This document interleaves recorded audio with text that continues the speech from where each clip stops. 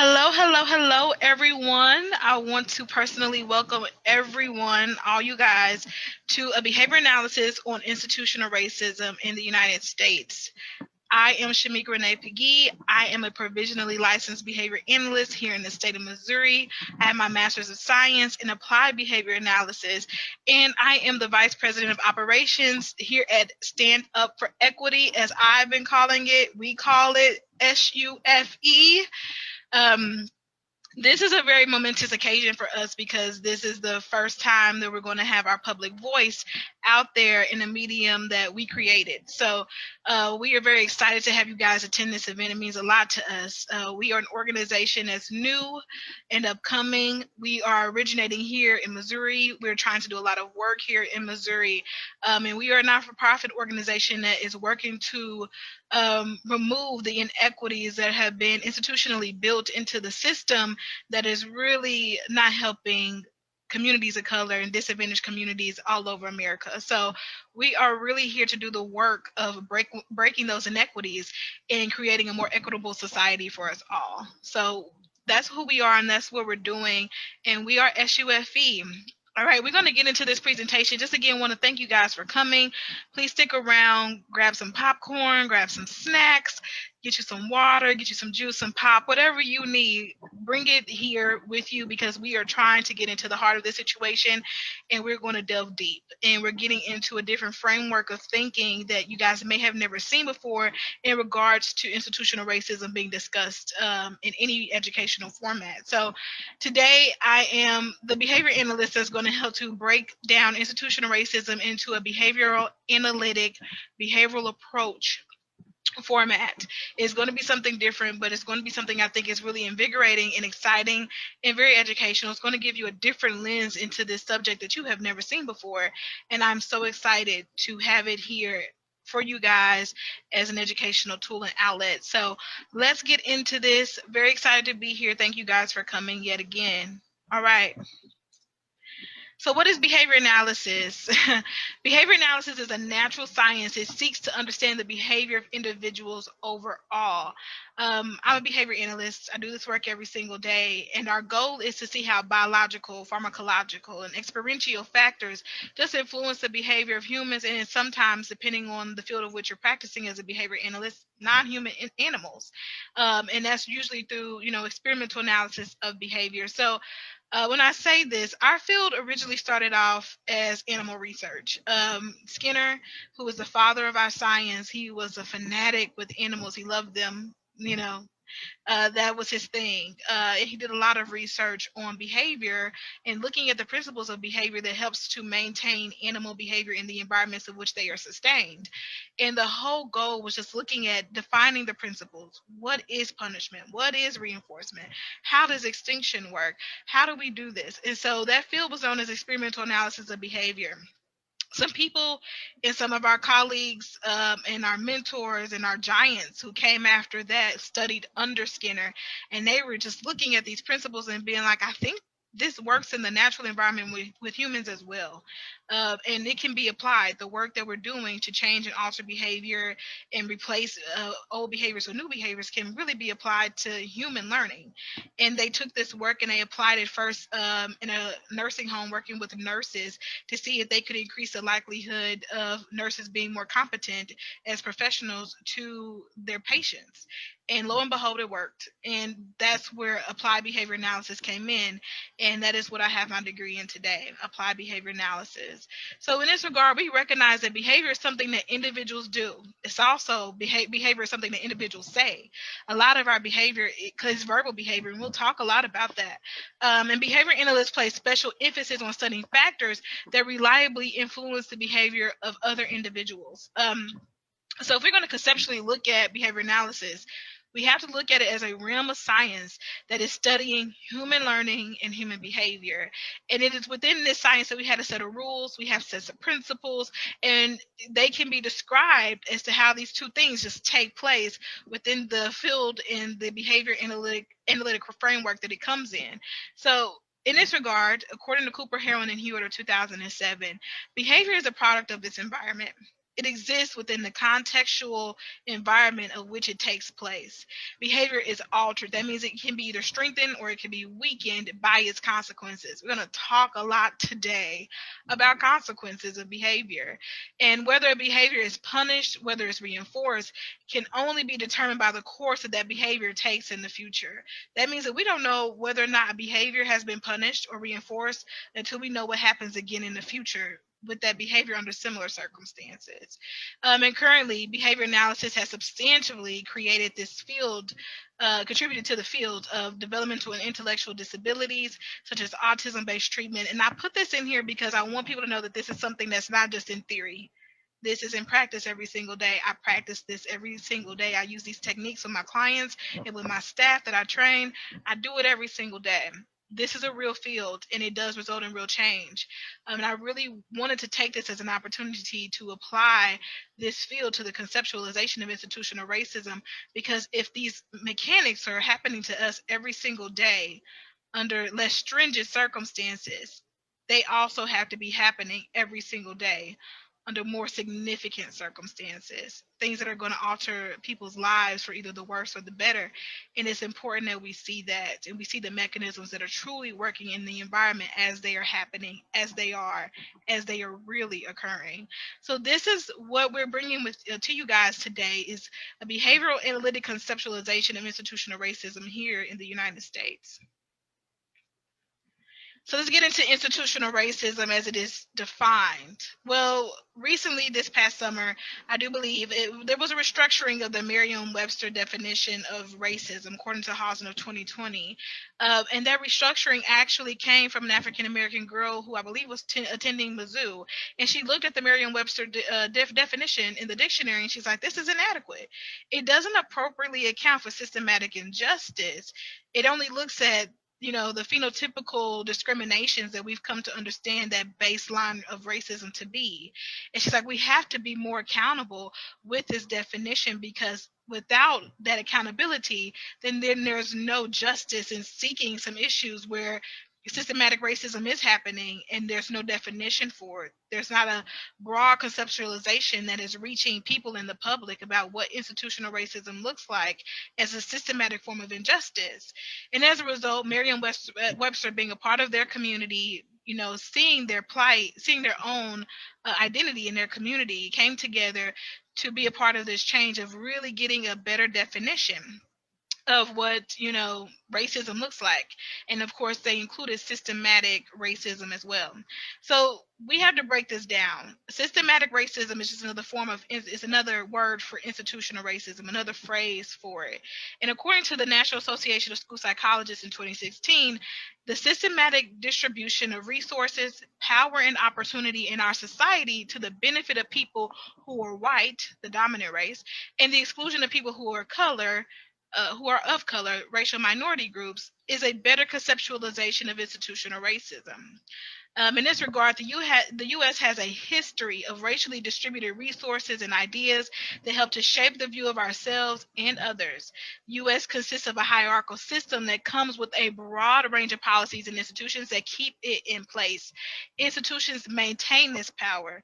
They gain privilege, and of course, this privilege results in inequity for the people who are subjected within these institutions that are not considered a privilege.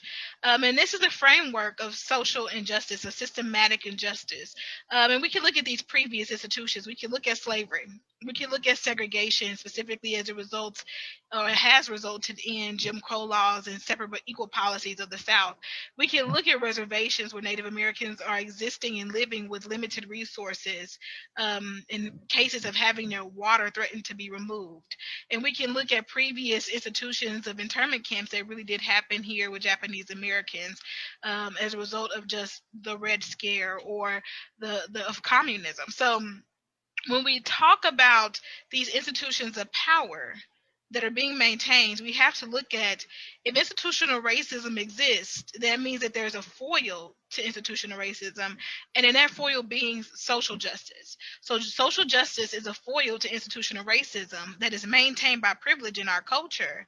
And that privilege is specifically related to white privilege. Again, we're talking about how this system has been set up to provide resources, empower, and opportunity to the benefit of the dominant race, which are white, white Americans. And so we have to look at white privilege as the foil to social justice in regards to institutional racism. So, what is a social structure? This is a term that I really remember coming across in sociology, and I have to give a big shout out to my sociology professor in undergrad, Dr. Brent Meyer. He did such a great job of educating me on social structures and just institutional problems overall, which has always given me a passion for talking about this subject matter. So, shout out to you, Dr. Meyer. You're so dope. Don't let anybody tell you that you're not. So when we talk about social structures, I came across this in the field of sociology while I was studying it. And it's a term that's been coined by the field. It has a strong relationship to talking about how institutions are maintained. So it's an organized pattern of social institutions and institutionalized relationships that together they make up a society. And a person's location in that social structure, whether that be his social economic status, his class, the culture that he belongs to, the groups that they belong to, or he or she belongs to, and the institutions of which, again, they belong, that underlie a person's perceptions, attitudes, and behaviors. So what they're saying is that this social structure, this broad thing, over encompasses and consists of all these underlining institutions, and it's within these institutions that certain behaviors are maintained, certain practices are maintained, and again, these social structures help to guide those practices and those perceptions, those beliefs that are existing under its umbrella. And so when we look at social structure, we have to say that it is guiding behavior. It is shaped by its cultural practices that are embedded within the social institutions themselves, according to Glenn of 2004. So when we look at components of a social structure consisting of social institutions, I'm going to go ahead and start throwing in controlling agencies, because we're going to do a different conceptualization of, instead of looking at it from this purely sociological perspective, we want to create here a space to talk about it behaviorally, because that is truly what is of concern here, talking about human behavior and the mechanisms that are maintaining it.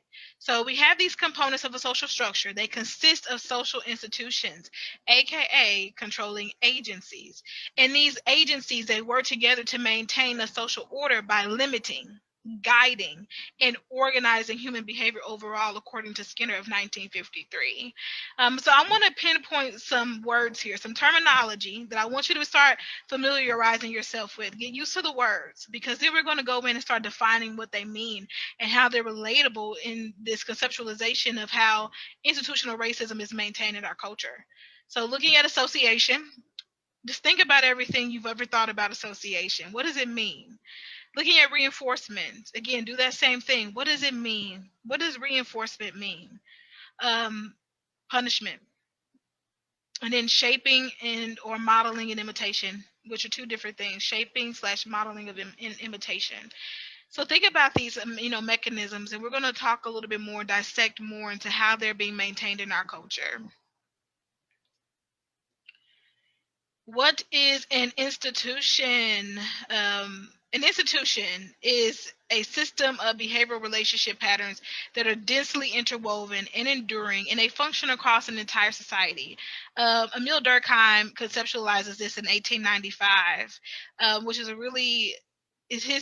his take on sociology is very interesting, because I think he and Skinner go along so well in this belief, and we'll talk a little bit about it. But Emil Durkheim of 1895 just states again, this is an institution, is a system of behavioral relationship patterns that are densely interwoven. They're enduring, and they function across an entire society. Look at that term, function. It's really important. Emil Durkheim had this belief in looking at how society maintains itself. And he said society maintains itself like a well-oiled machine, and that each part of a machine has its own function. And by working and doing its own part, each of these pieces can maintain this well-oiled machine. And it doesn't matter what part, whether, if you use a certain tool, you can have as many of those different tools. It doesn't matter which tool you choose, as long as that tool is going to do the functioning work of maintaining that system overall, that mechanism overall. So Durkheim really talks a lot about function, and then we get to Skinner in his conceptualization of the science of human behavior of 1953. He refers to these specific institutions as controlling agencies, right? And he says that these agencies, they have a strong power on individuals' behavior, directly influencing the human behavior overall. And it is defined by every action of the individual who is influenced and influences the environment in which they live. So here we have two people talking about a system and how it works and how each intricate part operates on its own to make sure that this always sustains as a well-oiled machine. And you see that their similarities is they're talking about that primary focus within social institutions and controlling agencies, however you want to define them, as the focus being on function. How does this work? Why does this work? And that's looking at these mechanisms that are functioning within our environment. And which of course are creating institutional injustice. So we have to look at these institutions and we have to look at these controlling agencies. If you drop down here on this slide, we see that again, institutions order and they structure the behavior of individuals by regulating that behavior of individuals in core areas of society. And then so we're looking at this as what is the institutions that we have. And if you look to the right over here, we look at these as controlling agencies. So the left, we have the institutions that are defined, by the sociological perspective as education, employment, housing, criminal justice, religion, healthcare, human services, and the media. Really want you guys to look at media because media plays a strong role in maintaining the behavioral mechanisms that are in place in regards to institutional systematic racism. And over here to the right, again, we have these controlling agencies as Skinner is defining them in his conceptualization of science of human behavior as government and law, education, economics, psychotherapy, and religion. You can almost take all the institutions to the left and pull them into each individual category to the right based off of the conceptualization. And so when we specifically look at criminal justice, well, it goes into the controlling agency of government and law. So we really aren't talking about two different things. However, Skinner's input, his conceptualization, helps us to see it from a more behavior analytic perspective and gives us that function from a behavioral approach. So how do institutions implement control?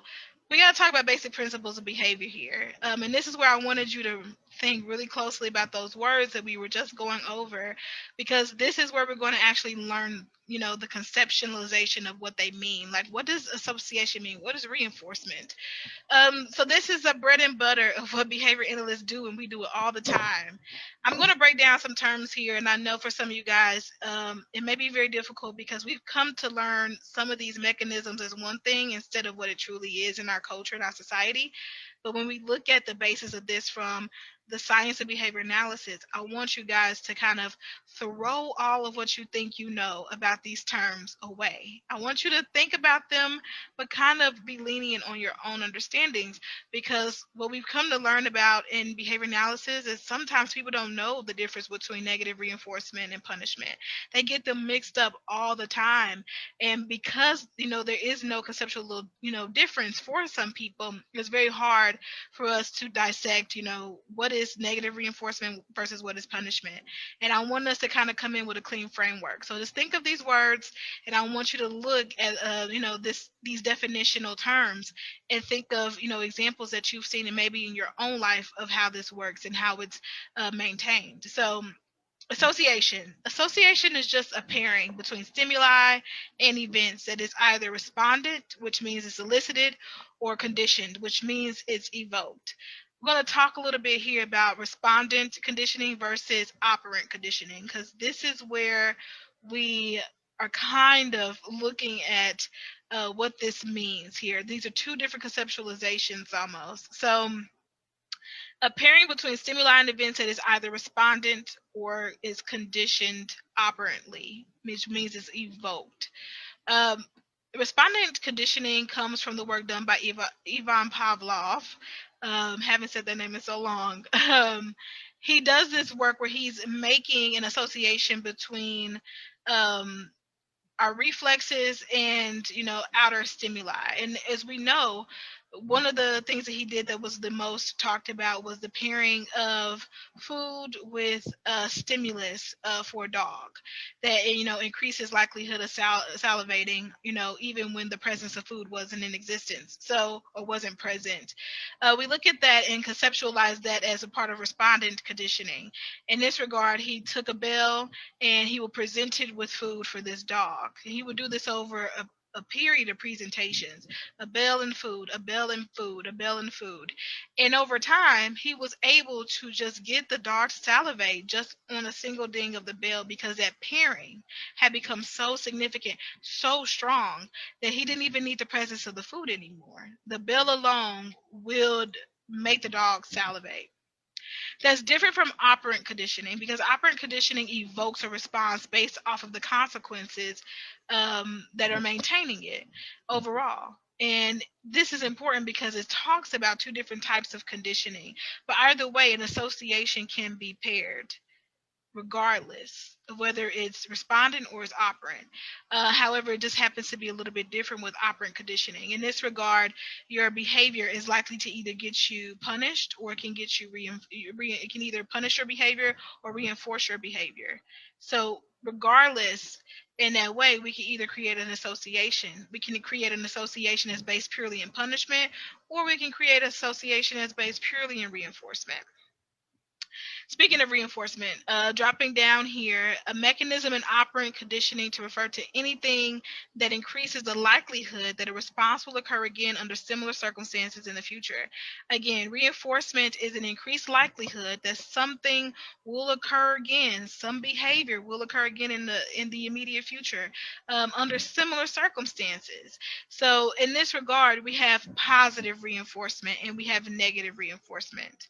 Regardless of whether the reinforcement is positive or negative, reinforcement overall increases the likelihood that a behavior will occur again in the future under similar circumstances. Positive or negative doesn't refute that. It just speaks to the conditions of which the reinforcement is being maintained. So in this regard, positive reinforcement, I use some examples to help you guys with this.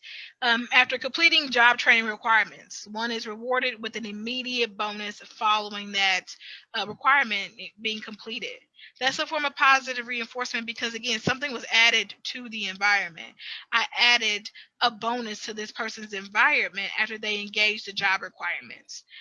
Negative reinforcement is different. It means that something was removed from the environment that increases the likelihood of that particular behavior happening again under similar circumstances. It's increased likelihood of happening again.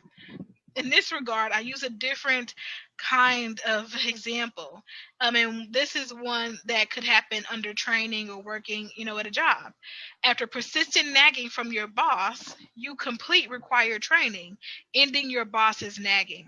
So the thing that makes this different is that with negative reinforcement, there has to be some aversive stimulus, something that we just aren't a real big fan of that's already present within the environment. In this case, it's the nagging supervisor. That's an aversive stimulus for a lot of us. Another example would be when we're waking up to our morning alarm clocks. Our morning alarm clocks are aversive stimuli. It's this horrible sound that is screeching in our ears. We don't want to hear it. It's gross. We don't like it. So our immediate reaction is to get up, start fumbling for our phones, find it, hit the snooze, hit the dismiss, whatever we have to do to get rid of that sound. Because we get rid of the sound, we get rid of the nagging, we are increasingly more likely to do that exact behavior again in the future because it worked. So positive reinforcement and negative reinforcement, they increase the likelihood of a behavior occurring again in the future.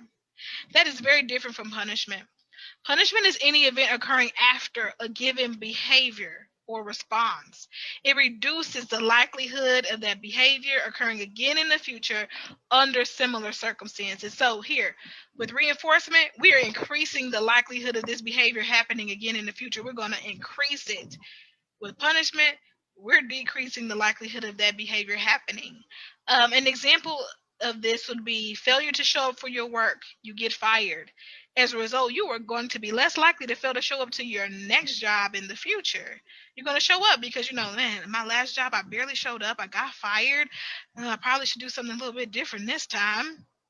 Therefore, you're going to be less likely to not show up. You're going to want to show up to that job. So punishment is what happens following a behavior response that, again, just decreases the likelihood of that behavior occurring again under similar circumstances.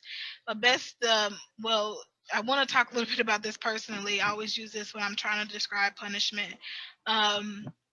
It is very different from extinction. Extinction just we were withholding reinforcement overall. That means that you can try anything you want and you're still just not going to get that reinforcement.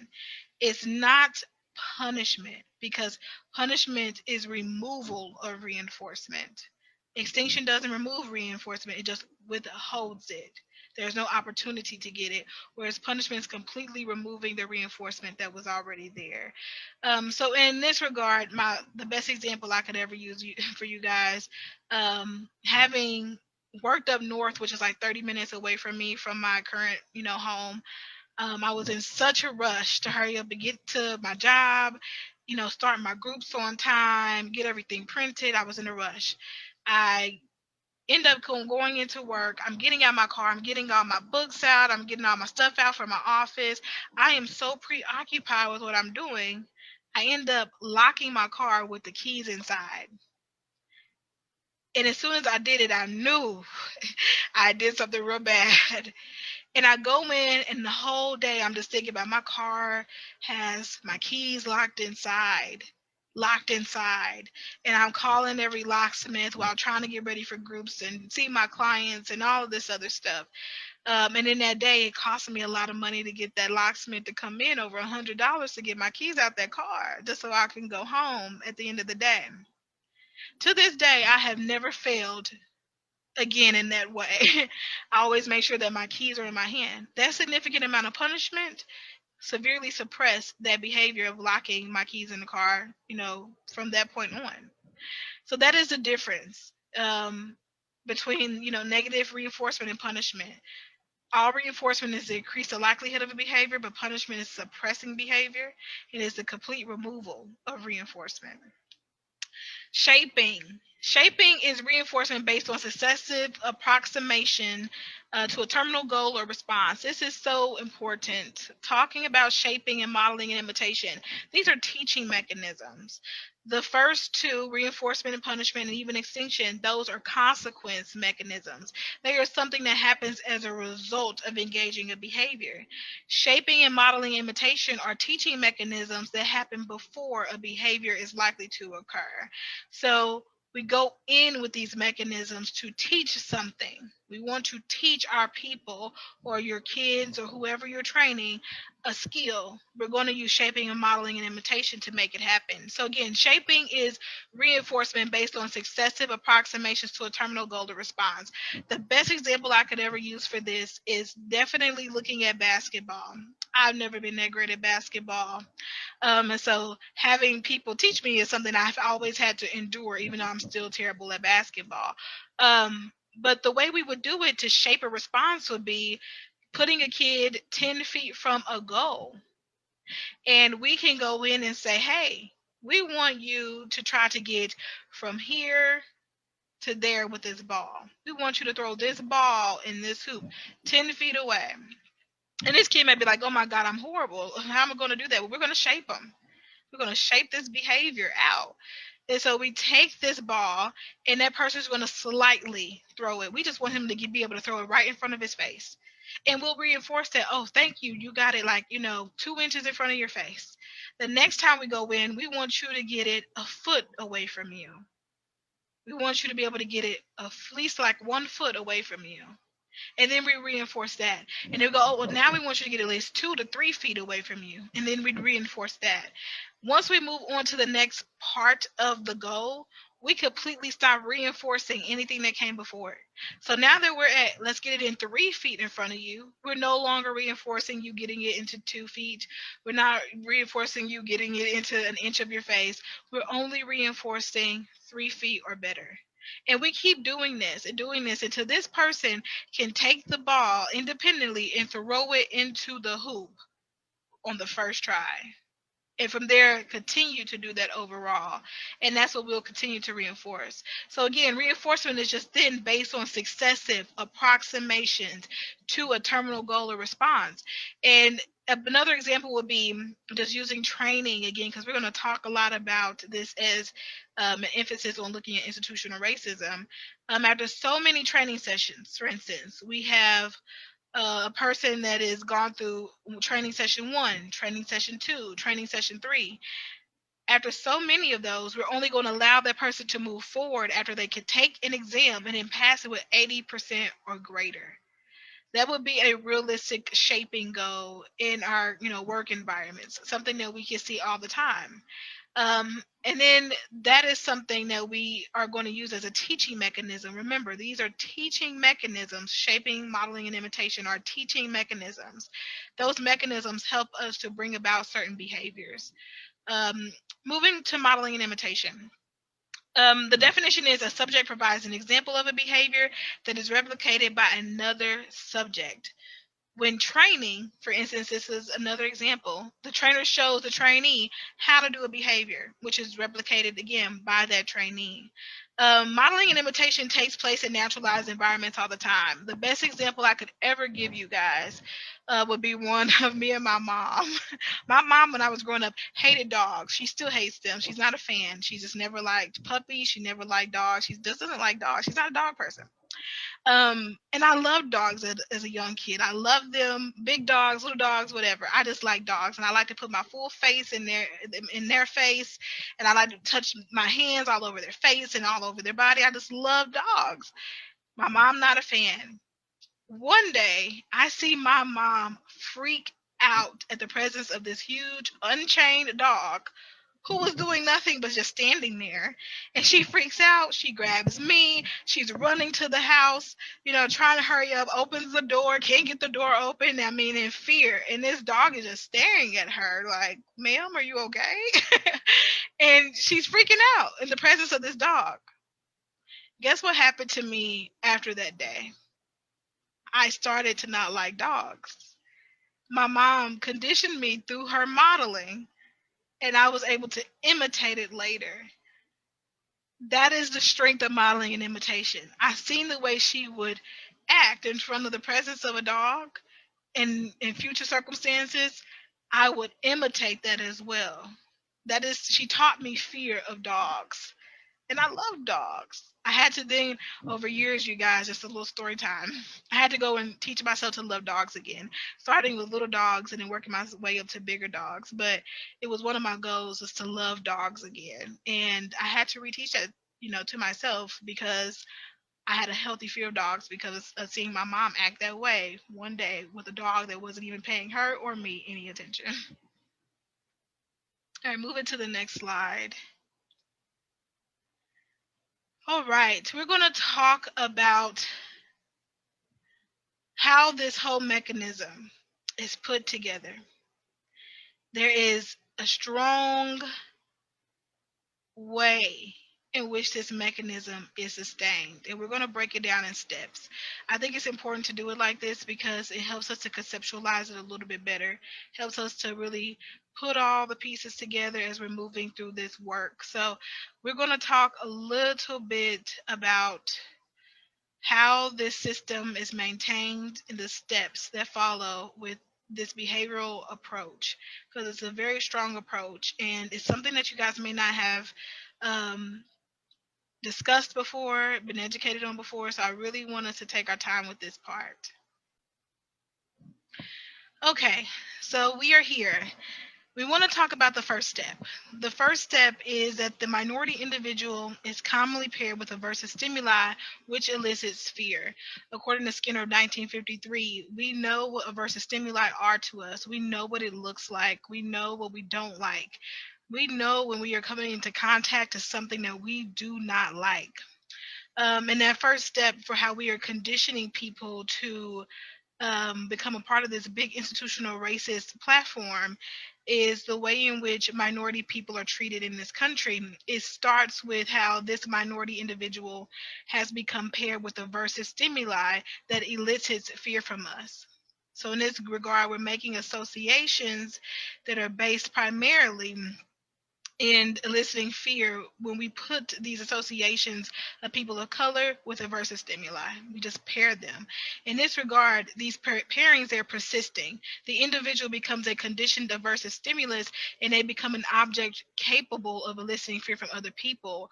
According to Wilson and Thao 2015, this is accomplished through media's portrayal of the African American individual as either a criminal or a deviant or someone in the community who we just do not want to be associated with. Some adversive thing that we do not want to take any part of. Earlier, I talked a lot about the media. I wanted us to, remember that in the back of our heads because the media is one of the most powerful social institutions that have ever existed in our current culture as well as our past culture, whether we're talking about, media in the news, media with pop culture, any kind of covering. The media is a strong social institution because it has so much significant control. Right now, we all stay on our phones. We love social media. We love Facebook. We love Instagram. We're constantly, every day, being fed some form of medium throughout our entire day, and it has a significant control over us. So the media is a powerful institution because of that. And the media does a really good job of pairing, African American people of color in general, with aversive stimuli. They always produces some fear response. And so the media does a lot of that because it is significantly controlling. Again, going back to what Skinner says about controlling agencies, they elicit a power over all of us, and they tell us how to think. They tell us what to do. They tell us how to organize. They tell us how to behave. They show us how to behave through these mechanisms that maintain power and control over us. So again, these pairings, they happen specifically with minority individuals. We are paired with aversive stimuli. And once we are paired with aversive stimuli, just like Ivan Pavlov and the dog, he could present the bell, it would ding, the food, the bell, the ding, it would food. The food was presented, the bell, the ding. After a while, you no longer need the food to elicit a response from this salivating dog. Well, after a while, you no longer need to have these aversive stimuli paired with minority individuals. The minority individual itself becomes a conditioned aversive stimulus all on its own, without the pairing, without the ongoing presentation of the association. So it's really important that we understand how media plays a role in maintaining this. And we're going to talk a lot about this as well moving forward. Third, images of African Americans become addition versus stimuli, arousing emotional reflexes. So now that we have this individual being paired with aversive stimuli, we've conditioned this pairing to this aversiveness. We create what is known in behaviorism as these emotional reflexes. These reflexes, they evoke operant responses that we call behavioral effects that are usually related to either fear, anxiety, anger, and rage, resulting in behaviors that either get us out of a situation, so allows us to completely escape, or avoid a situation altogether by never even encountering it in the first place, or when we're in it, becoming super violent as an attempt to escape or get away, or to completely cease our interaction with the target. So these are the things that are really important for us to remember. We have these conditioned aversive stimuli. They're arousing emotional reflexes within us because we have this pairing that, oh, this person's a deviant, they're a criminal. It's something that we have to escape from, we have to avoid. And if we're in a situation where we are near them, we have to now fight. That conditioning goes a long way into bringing about behaviors. Fourthly, these behaviors are further sustained by reinforcement and punishment-based procedures. In this regard, when we are able to get away from something or to escape it or avoid it all completely, we've reinforced whatever behavior allowed us to do it. So we think a lot about so many stereotypes in our culture where they always ask you, there's a woman walking down the street and she sees a black man coming her way. And the first thing she does when the opportune time comes before she interacts with him, she's likely to cross the street to avoid his presence altogether. That's a behavioral response to this emotional reflex, this behavioral effect that's operating in that environment with those contingencies. Her ability to completely remove herself and go over is a form of escape or avoidance, depending on how close she is in that situation. She was able to avoid that encounter altogether. If it works, the likelihood of her doing that again in the future is increased, and that's a form of reinforcement. So these behaviors, they become sustained through reinforcement or punishment. And a lot of times, if someone has had, I think about physical or sexual trauma, and that person the attacker happened to be a person of color, that person can become conditioned to a lot of other people of color.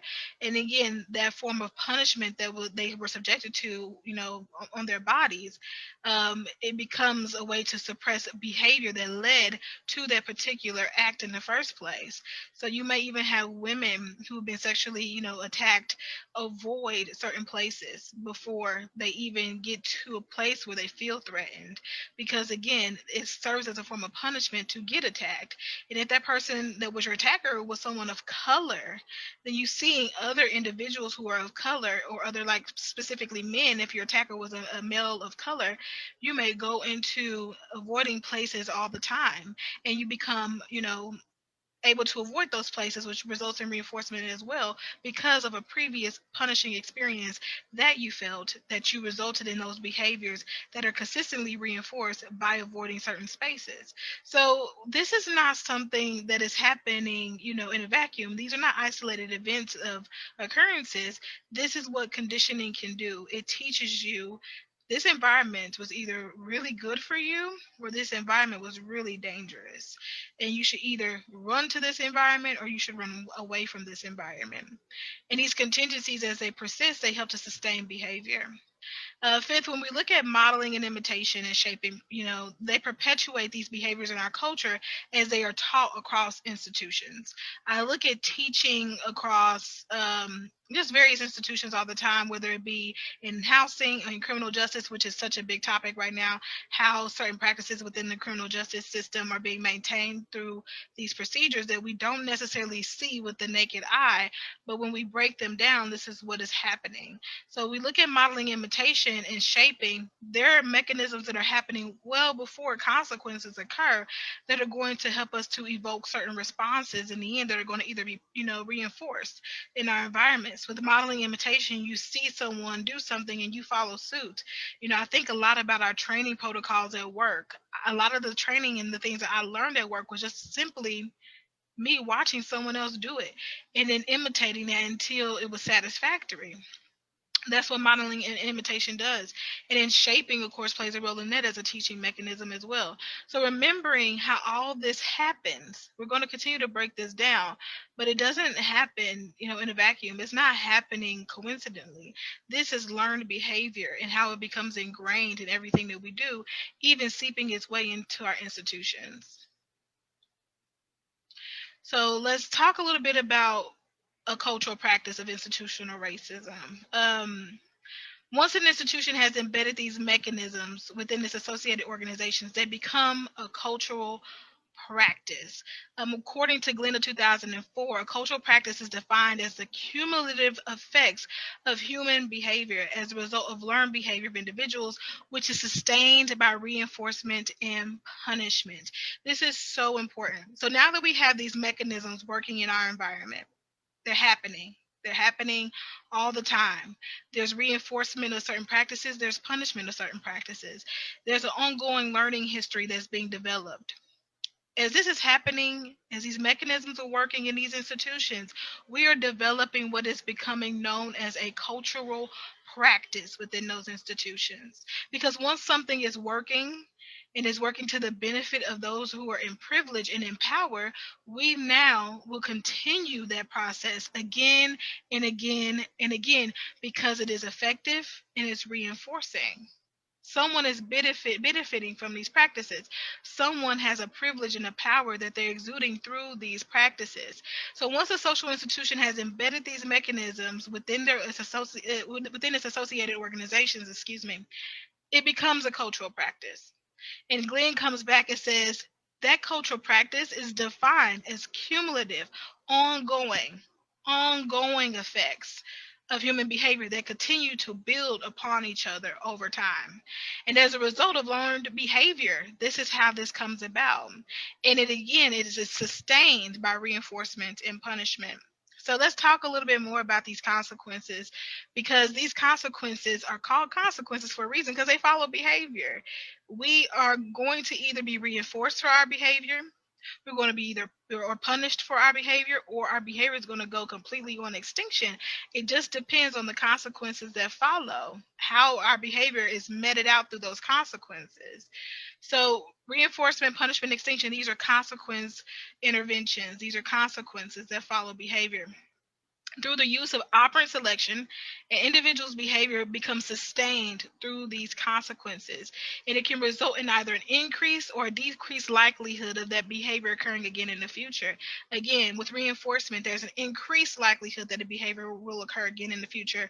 With punishment, a decreased likelihood that the behavior will occur again in the future. Same thing with extinction, a decreased likelihood of that behavior occurring again in the future. So if you want to see a behavior more in the environment, you reinforce it. If you don't want to see it, you can either punishment or put it on extinction. Because those are three different types of mechanisms working on the contingencies in that environment. So cultural practices, they become maintained by the social environment of the individual through consequences. This is really important. We make up our own social environments. We are the ones implementing cultural practices. We are the ones helping to sustain our own cultural practices and the cultural practices of other people all the time through the mechanisms that work on our environments. So the social environment includes the individuals that sustain the status quo of an institution. These individuals can either reinforce behavior or they can punish behavior according to the embedded behavioral history within an organization, within an institution, and that exists within a social structure.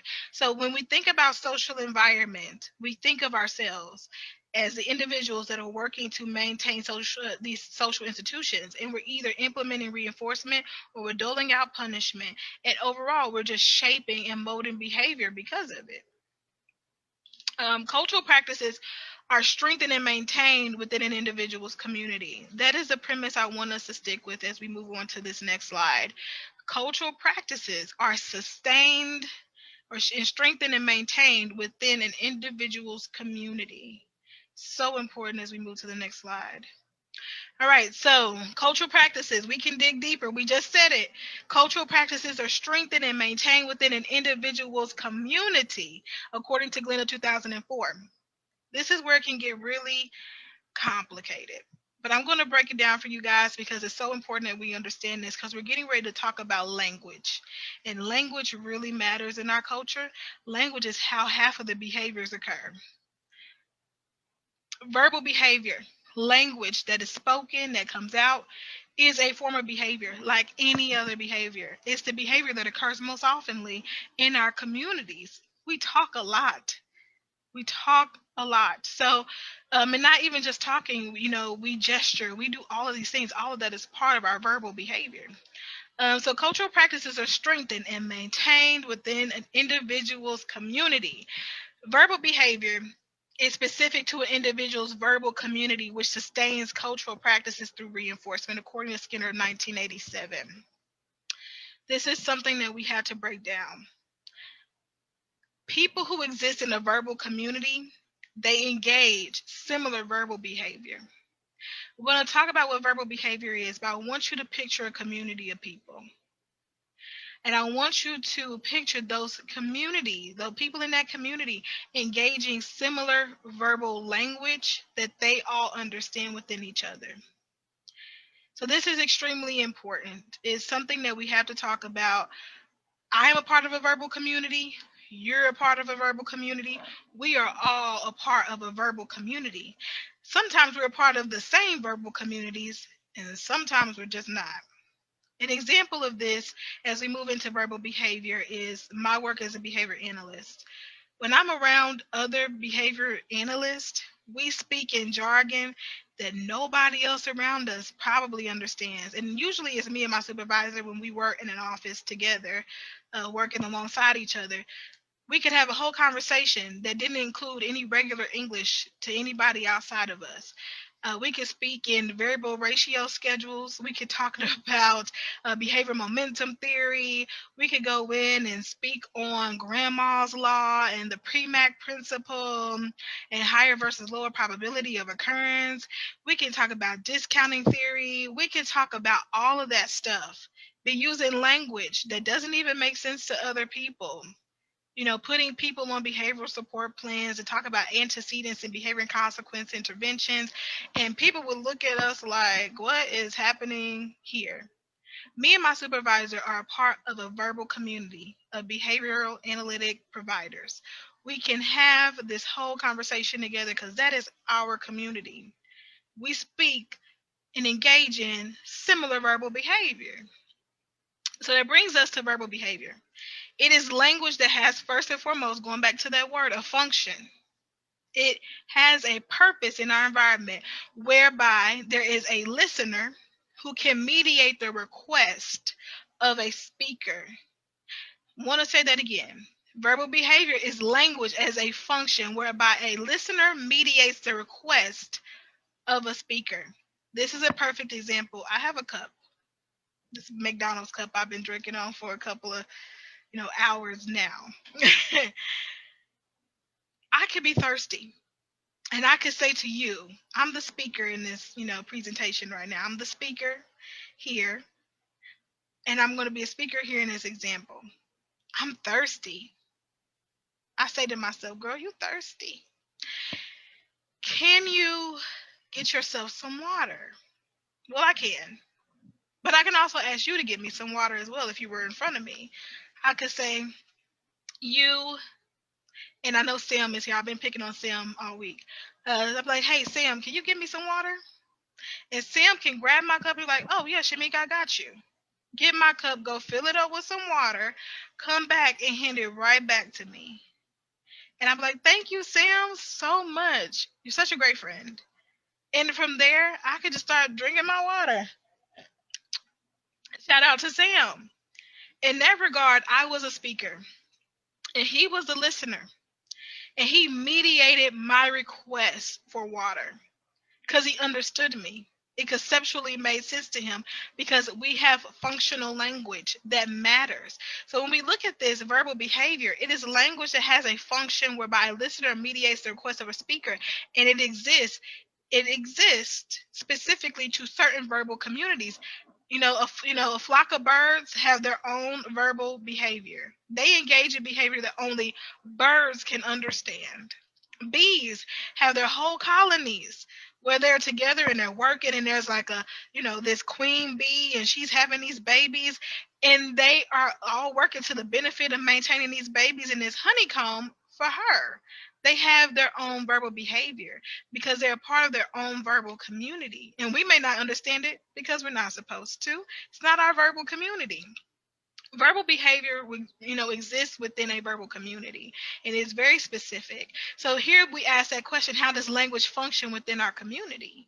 And it's very important that we start to break this down because it does matter. So when we're looking at functional relationships when it concerns our verbal behavior, we want to start looking at relational frame theory and rule governed behavior, because this is how our verbal behavior communicates to us how language will work in our community. It is an organizational way of looking at how language is sustained in our community. Again, language involves verbal behavior, and verbal behavior is one of the biggest behaviors you could ever engage in because it's a part of any other behavior. It falls under the same mechanisms that are maintaining overt physical behavior. It is very important to us because a lot of us engage verbal behavior all day. I do work with some clients who hardly have any functional language skills. And because of that, they don't necessarily they're not necessarily included in our verbal community, which makes life for them very hard. And so we have to create ways where they can be a part of our verbal community. And so when you think about it, language plays a big role in behavior because it's on behavior itself. It is working under contingencies all day long, just like our physical, our physical behavior, where we're doing our hair, we're putting on our makeup, where we're going to go get some coffee from the kitchen, where we're ordering food for the night, getting your groceries, all of that is behavior. So we have to look at it as falling under those same contingencies. It falls under reinforcement and punishment and extinction. It can be shaped, and we can model and imitate behavior, which pretty much is how we gain language in the first place. So when we're looking at relational framing and rule-governed behavior of an individual's community, they help to maintain the practices, these cultural practices that we've been talking about, this way of acting and engaging in, community in our institutions.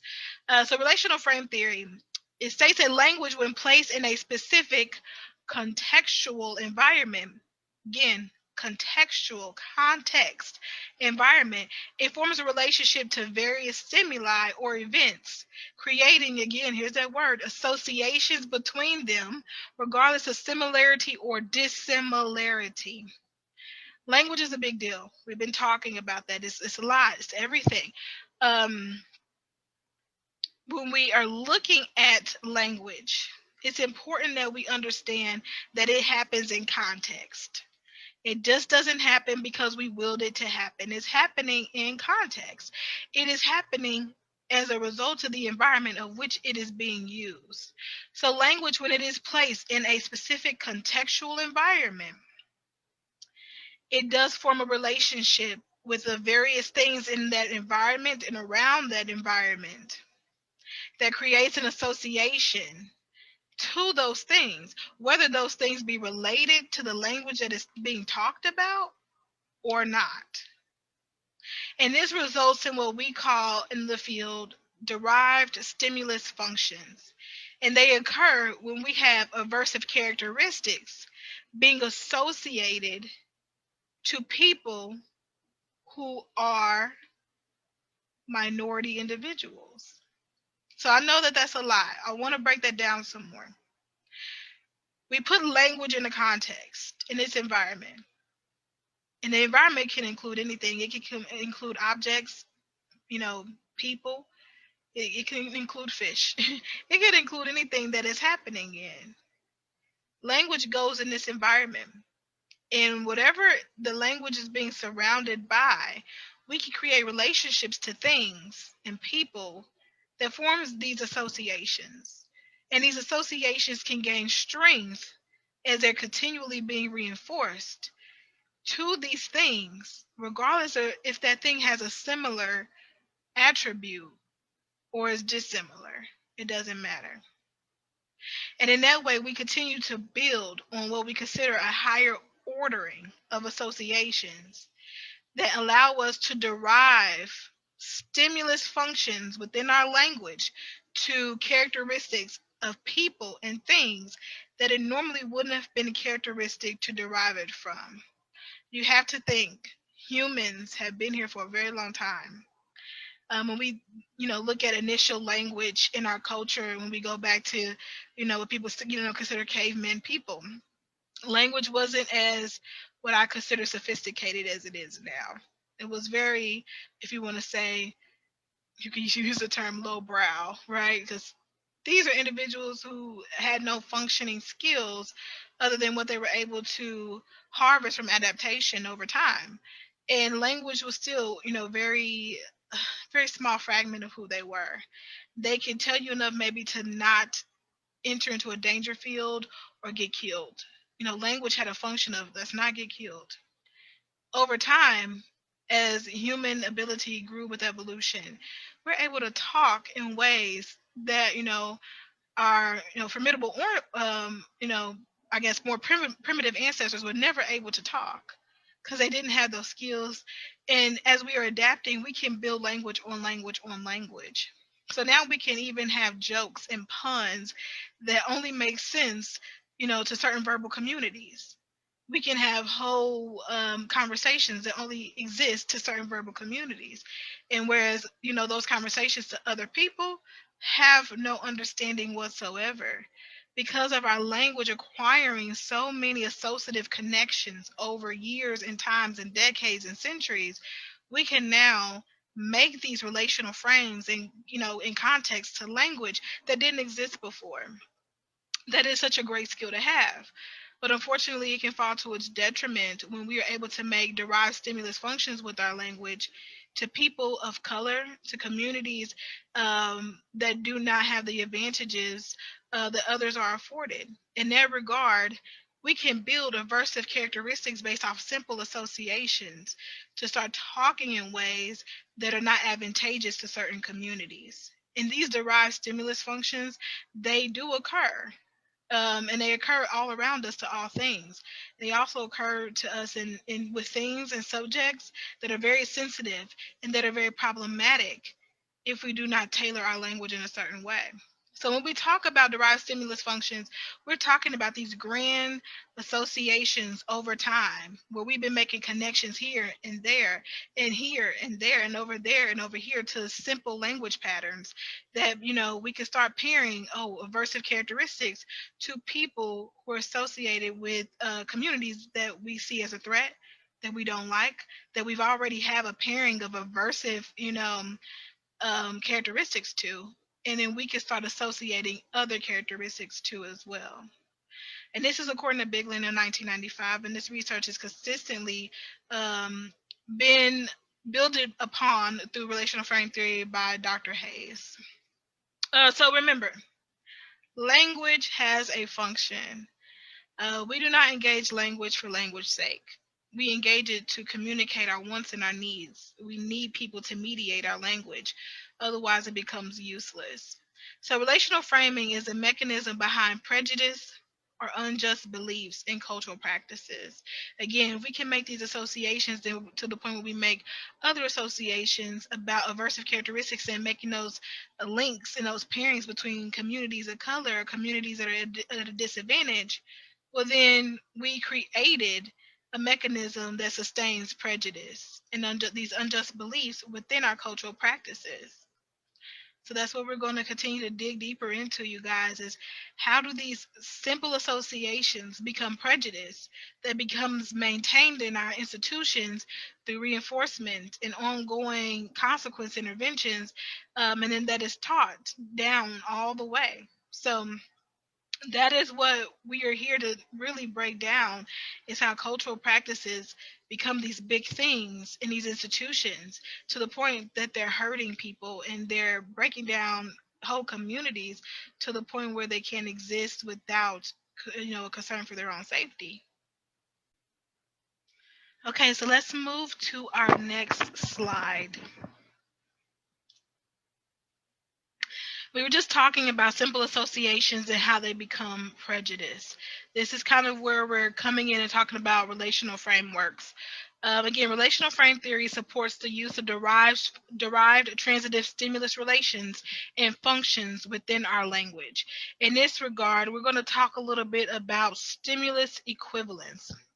So the way that they are kind of teaching us in school how stimulus equivalence works, they say, look at a stop sign and look at a stoplight. And then imagine a cop holding his hand out to you in traffic. Those things are not similar in typography or look or attributes at all. However, they all evoke a similar responding. That's super important because, again, it's based on function. How do these stimuli function? And there is an equivalence amongst the stimuli, though they are not the same in look or typography. They have a similar function, and that is the true definition of stimulus equivalence. And so we naturally make associations among stimuli in our environment daily. Since the moment we were born, we've been able to make connections and associations pretty easily. We can put two things together. We could make correlations all day. Relational frame theory supports that there's an idea that's higher functioning. this higher level functioning of stimulus equivalence with the help of our verbal behavior. Again, remembering those functional skills that allow us to turn stimulus equivalence into what is known as stimulus generalization. In this regard, when we think about institutional racism and we're thinking about how it's being maintained and how prejudice, evolves into this thing that we come these unjust beliefs about, people or things, we look at this higher order of functioning that is here to support these mechanisms that are happening within our environment. And that stimulus equivalence of seeing the function of multiple things that may not be similar work together to have a similar responding to or similar function as creates this hierarchy of prejudice that we come to develop within our language. So the way this can break down, and I kind of included this example here, is stimulus equivalence becomes stimulus generalization real quick. So we can say, oh, these things are equivalent. And then after seeing so much of this equivalency over time, we're able to see the generalizations. I want to go back to media. Let's go to this example that I have. A equals B, B equals C, so A equals C. I want to go back to this media thing because we're talking about the moment we were able to make associations in race and to sustain institutional racism. Those associations, those initial pairings really do matter. So we look at the example of A. Remember, A equals B here. We see a black man or a couple of black men, and we see that these people get consistently arrested in public and in the media. That is the stimulus that we're presented with. We're presented with it a couple of times. So A equals B. We go in and say, oh, those black men that we see in these scenarios are associated with criminals and deviants. Okay. That's A equals B. Then we go B equals C. Those black men that we see in these scenarios are associated with criminals and deviants. So all black men and people are criminals and deviants. We went from all this stimulus equivalence to be able to get to that final generalization. It's to the point that we don't even need that middle section anymore. We don't need B. We can just go from black men are consistently arrested in public and in the media. All black men and people are criminals and deviants. That middle piece gets missing. And so instead of saying those black men that we see in these scenarios are doing criminal behavior and engaging in, public deviancy, we can just skip right over it and then just make the generalization. Oh, black men who we see consistently, arrested in public always. This whole culture is just filled with criminals and deviants. In this regard, stimulus equivalence, being able to make associations between some similar functioning, becomes the generalization. It becomes the normative that is used in our culture to describe people who are criminals and who are deviants, especially as it concerns the African American community. So when we look at prejudice, once we've established, this system and it's maintained within a new institution, again, through these cultural practices, we see it being sustained and by reinforcement, punishment, and continually teaching to shape and model and imitate these practices overall. So we go in, and this natural thing that normally, we will see in our environments as we're making associations, it becomes something that is reinforced in our communities. It's something that is sustained and strengthened over time to the point where it almost becomes like a law. It becomes the norm to think. It becomes the thing that is real. It becomes the actual premise of everything. It's sustained so well. I want to talk a little bit about rule-governed behavior here because cultural practices just don't include relational frame, and the relational frameworks that come with it. Rule-governed behavior is also very important. I had to use this example the other day when explaining rule-governed behavior to someone. We are a culture of a lot of rules. We love rules. We have so many laws. And we love to put people away for breaking those laws. So we are very much a culture that believes in rule governed behavior. It sustained rule governed behavior throughout time.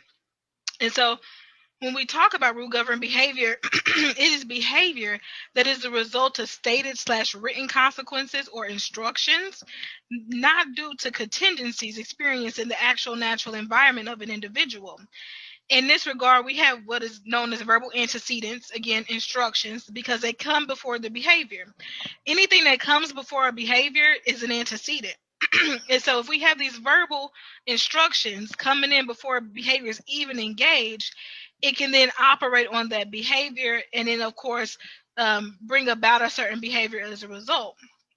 Talking about rules and laws as we're getting really ready to get into the meat potatoes of all of this, the criminal justice system can utilize rule-governed behavior all the time through sustained laws and organizational policies and procedures that are constantly being engaged within the criminal justice system to ordain certain behavior. Again, as I was talking to someone the other day about this, rule-governed behavior is really beneficial in our, not in just our culture, but also, in the human race, is very beneficial. Imagine if you had the only way you could learn something, the only way would be if you experienced it yourself. The only way it would be that you experience it yourself, not because of anything else. You just, there was no rule governed behavior. You just had to learn it on your own. We wouldn't probably have made it as far evolutionarily as a species as we have, because we wouldn't be able to look at someone else and see the contingencies operate on them and then apply it to our own behavior. Those associations, again, coming in, make a lot of sense. They're really important. So rule governed behavior is saying there's a rule out here that exists, and we're going to follow that rule, not because we've experienced the consequences that come for doing so and engaging that behavior, but because it's a stated instruction. And a lot of the things we do in our country as a culture is due to rule governed behavior. Look at our criminal justice system. Our criminal justice system is made up of laws that we are just to follow and engage. And we don't necessarily have to experience the contingencies, but we do. We just follow the rules. And a lot of this for rule governed behavior can be really beneficial, again, because we don't want to have to go through every single thing to learn the consequence of it. We should be able to look at people and go, I don't want that. And then be able to make an association to those outcomes for our own behavior. So it has a great purpose. However, it can be really become problematic when rule-governed behavior ordains the behaviors that we're engaging in these institutions that help to sustain institutional racism. For instance, I give an example here. It says superiors instruct the individual to follow certain protocols. They may maintain a presence in minority-based neighborhoods and to maintain and practice hypervigilance when one encounters an individual who poses a quote-unquote threat. That's a form of rule governed behavior. You've been told by a superior to do something and you follow along with it. Now, you've never experienced the contingencies holding it together yourself, but that rule exists, that instruction exists, and you go into it listening to someone who told you what to do, the rules that are on the books, the policies, and the procedures. And you can blindly follow those, even to the detriment of entire communities over time. And again, going back to those consequence, reinforcers, once you do that, someone's going to reinforce you for doing it. Your superior may say, oh, you're doing such a great job. You're doing awesome. Oh, here's a raise. Oh, here's some bonuses. You're doing great. I have to here speak on my own experiences of rule governed behavior, because at one point I was a substance abuse counselor in an institution, working in mental health, and engaging in the rehabilitation of clients and being a facilitator and agent of that change. And I, unknowingly to myself at the time, it has become very clear to me now, was really engaging in strong rule governed behavior that was to the detriment of some of my clients. And there's things I did that I can't take back because of that. In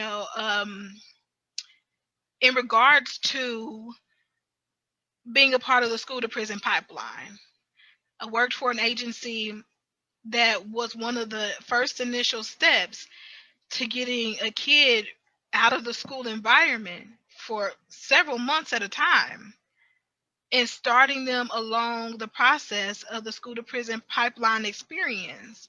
And we know, for those who are, invested in, the sociological understandings and the institutions that are around us that are, encompassing our environment, we know that the school to prison pipeline experience for a lot of minority kids is what ends them up as lifelong offenders in the prison system.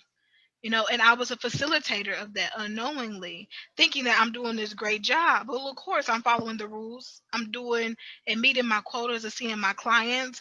If my client drops dirty, I report that to their case manager, or if they have, DJO, I would report that, and then it gets them more time spent in rehab, but now they go to a more strict or restricted facility. I'm doing my job. I'm following the rules. I'm engaging rule governed behavior. But there's moments and pieces of that you have to look on and say, how much of this is appropriate and to the benefit of this child, and how much of this is detrimental to the culture which this person is coming from, if we're all doing it to everybody in there, to these kids. How is this detrimental to their future? And you have to really examine that. And there's going to be pieces of that you, now seeing it from this perspective, I was just doing my job, doing what was asked of me, even when what was asked of me was to the detriment of that client, because there was a certain way of doing things in that agency. No, I didn't have to experience the contingencies associated with my behavior, because at the end of the day, there's policies and procedures that are allowing me to engage in this. So rule governed behavior can be a beautiful thing, especially when it comes to protecting ourselves, people in our community. But it can also do a detriment when we become blindly following rules that have been handed to us from archaic systems that are there to promote social injustice and maintain a status quo for the privileged and the powerful, to the detriment of minority-based communities. So we want to talk a little bit here about institutional racism when it concerns police brutality, racial profiling, and mass incarceration. That's where we're getting into. So looking at police brutality, racial profiling, and mass incarceration, I want to start with looking at African American citizens overall within the penal system, and how we get there, and what sustains the presence of a strong African American presence within the penal system for decades to come. We have to start looking at the effects of these institutions on African American minority communities. And looking here at the NAACP of 2017, they were stating that African American citizens are incarcerated at much higher rates than their non-colored counterparts. African Americans are incarcerated at 5 times the rate of Caucasian Americans. In 2014, African Americans comprised 2.3 million of the nation's 6.3 million incarcerated individuals. Just looking at the 6.3 million is a lot. It's a lot. That's a lot of incarcerated individuals for a country overall. But then for 2.3 million of those, people who are making up the prison population to be of African American, of the race of African American people, it's a lot. That's a lot of people from one culture. African Americans accounted for approximately 36% of the nation's prison population, but yet we only comprise 15% of the country's population overall. It's very telling of the racial disparities within the prison system. And 1 in 3 African American men are likely or should be expected to be in prison within their lifetime, versus 1 in 17 white American men, according to the American Civil Liberties Union. So when we're looking at this, we are seeing this, there's a big social problem here. And my goal here is to get you to understand that legislation and law enforcement practices are unfortunately at the heart of the issue when it concerns these social problems of institutional racism that encompass these various small problems within the community as a whole. So go again, as we're getting into the meat and the heart of why we are here. I want to go through some of these terms. These terms may be unfamiliar to some of you guys, and I just want you all to have a comfortability with them as we approach the subject matter. Racial profiling, according to Warder 2001, is the use of race or ethnicity as grounds for suspecting someone of having committed an offense. In this regard, racial profiling occurs when law enforcement stop and they pull individuals over who are perceived as a threat, as in showing an increased likelihood of committing a criminal act. African American communities are frequent targets of random stops and searches that are likely to lead to an arrest. And this is according to the Sentencing Project of 2014. And in research conducted by Harris in '99, that again was resurfaced and replicated by Warder 2001 in the state of Ohio, indicated that African American drivers are twice as likely to get pulled over as their Caucasian counterparts. And this just goes back to showing that racial profiling has always been a big issue when it concerns the over policing of African American communities. But that is still very problematic, and that these are issues that we still face as even growing concern for these issues are starting to face the forefront of our media, that these issues have not been tackled as well as they should have been, or they're not being tackled as well as they should be right now. So we look at police brutality. Again, just wanting to get you guys familiar with the language.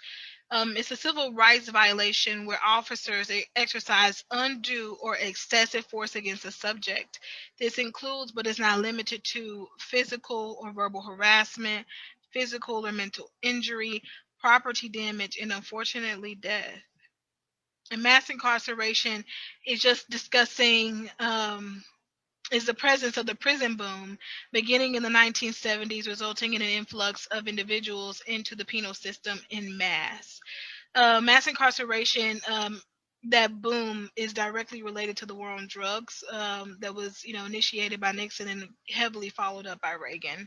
And we were not going to talk too much about that, but that is another social problem that is ingrained with the entire institution of racism as it concerns mass incarceration within America.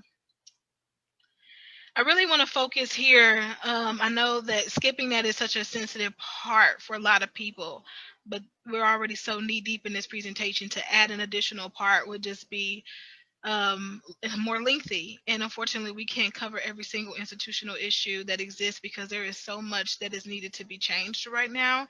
And we can really only focus where we can focus at a time. And this is specifically geared towards police brutality, racial profiling, and mass incarceration. And I know that that plays a role in mass incarceration, which we're talking about the war on drugs in this particular sense, in this space. But there's so much to be covered that I would like for us to possibly look at that as an organization in the future for its own educational benefit.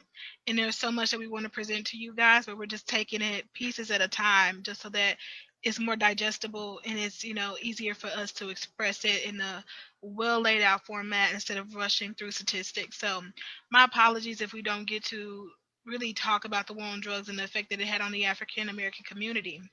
But I would like to highlight right now some documentaries that you can watch, specifically looking at 13th, which is discussing the 13th Amendment. That was documented by Ava DuVray. She did a really good job at highlighting the systematic issues within the prison community, and within the over mass incarceration of African American people into that, that institution. And then I just recently finished the documentary known as Crack, where they're talking about the crack epidemic and the war on drugs. And that's going to be something that's going to be very beneficial for you guys to educate yourself on. It's a great outlet. It's a great resource to really learn about how this was a problem to even begin with. So my apologies if we're not going to touch too much on the war on drugs here, but it's been touched on so much that I think we want to kind of go and talk about other issues as well that are associated with, mass incarceration and the problems that we're having with police brutality and racial profiling that are still at the heart of prison reform right now. But please do take your time to educate yourself on those things. I think it's important that if we can't do anything but give resources, that those resources are really taken advantage of. But please go watch 13th on Netflix and go watch Crack on Netflix as well. Those are going to be really informative resources for you all, especially if you're wanting to delve deeper into the war on drugs as it relates to mass incarceration. All right, so getting back into the subject at hand with the impact of these institutions on, the African American community, looking at police brutalities, these practices on the African American community, excuse me. But we're looking at how they impact us as a minority group, and they have a strong impact because, of course, it's leaving these communities depraved, which there's hardly any resources as there is, and then to take people from these communities and imprison them only leaves a further devastating effect on children's lives, on our communities' ability to, withstand, the lack of resources, of course, but the lack of human capital there as well. When you remove fathers from their homes, when women are taken away from their children, so we have to look at the impact, because this is just not numbers. These are not just numbers on a piece of paper. These are people's real lives. Every number is a statistic, and that statistic is at least one or two people who we're looking at here that was greatly impacted. And you take all those numbers and you add them up and they become more people. So it's important that we see the humanity issue here. There's a human aspect to this, where we're not just talking about numbers on a page or dots on a line. We're talking about actual real people. And so when we look at all of these issues, the imprisonment of African American men can cause a separation of fathers from their families, especially their children. Again, we just talked about that. Mass incarceration reduces the rate of marriages within these communities, and then it limits the potential for fathers to live and raise their children from their home. Mass incarceration can limit supportive family ties needed for rehabilitation, and mass incarceration can affect the employability of previous offenders, resulting in an extinction of employment behaviors, leading one back to crime. I want to stop here. Earlier, we talked about extinction, and I said there's a difference between punishment and extinction. Both of them suppress behavior. However, extinction itself withholds reinforcement. Punishment suppresses behavior by the removal of reinforcement, where extinction withholds it. In this way, you have to put yourself in the situation of an individual coming out of the prison population back into Gen Pop, and seeing the course of action that goes on for them to go from being, imprisoned, small cells, coming back home, looking for work, and not being able to access work. So when we talk about the extinction of employment behaviors, this is an individual who first is being told they have to make so many contacts a week for employment. So many contacts, X amount of contacts a week. And when they're coming out, they're a felon. And we have such disdain towards people who've been to prison, but we have an even greater disdain for people who've been to prison and are felons. And so these people who are coming out because they went in for whatever charge, and then of course they're African American, and already that's a stigma against them going into an employment space. And then now they have this felony on their back, and certain jobs are not willing to hire felons.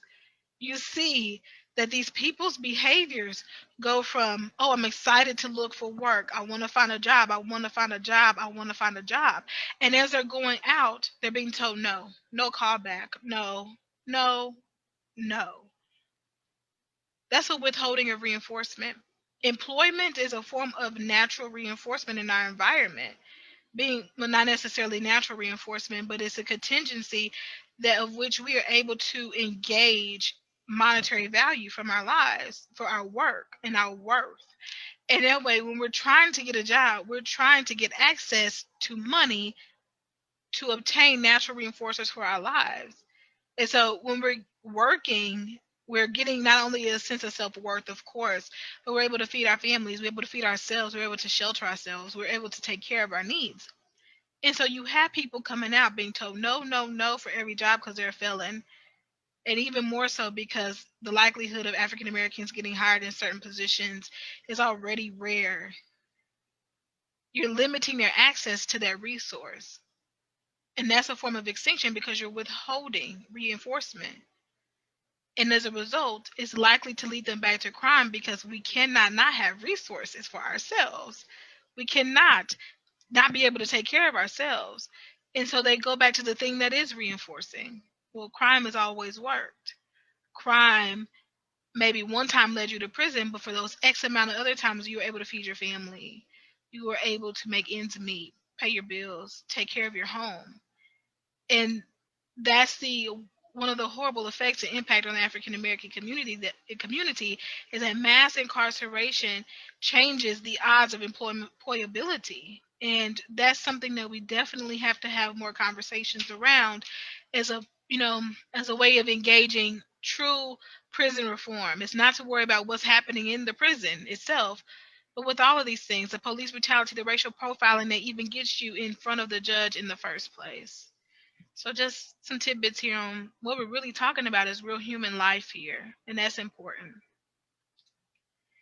So we're going to go back to government and law as this controlling agency. Here we are again. Skinner has given it to us, and he is ready to handle it. He's ready to take on all of this for us because he's given us the framework of which we can really flesh this out in a way that is going to be meaningful.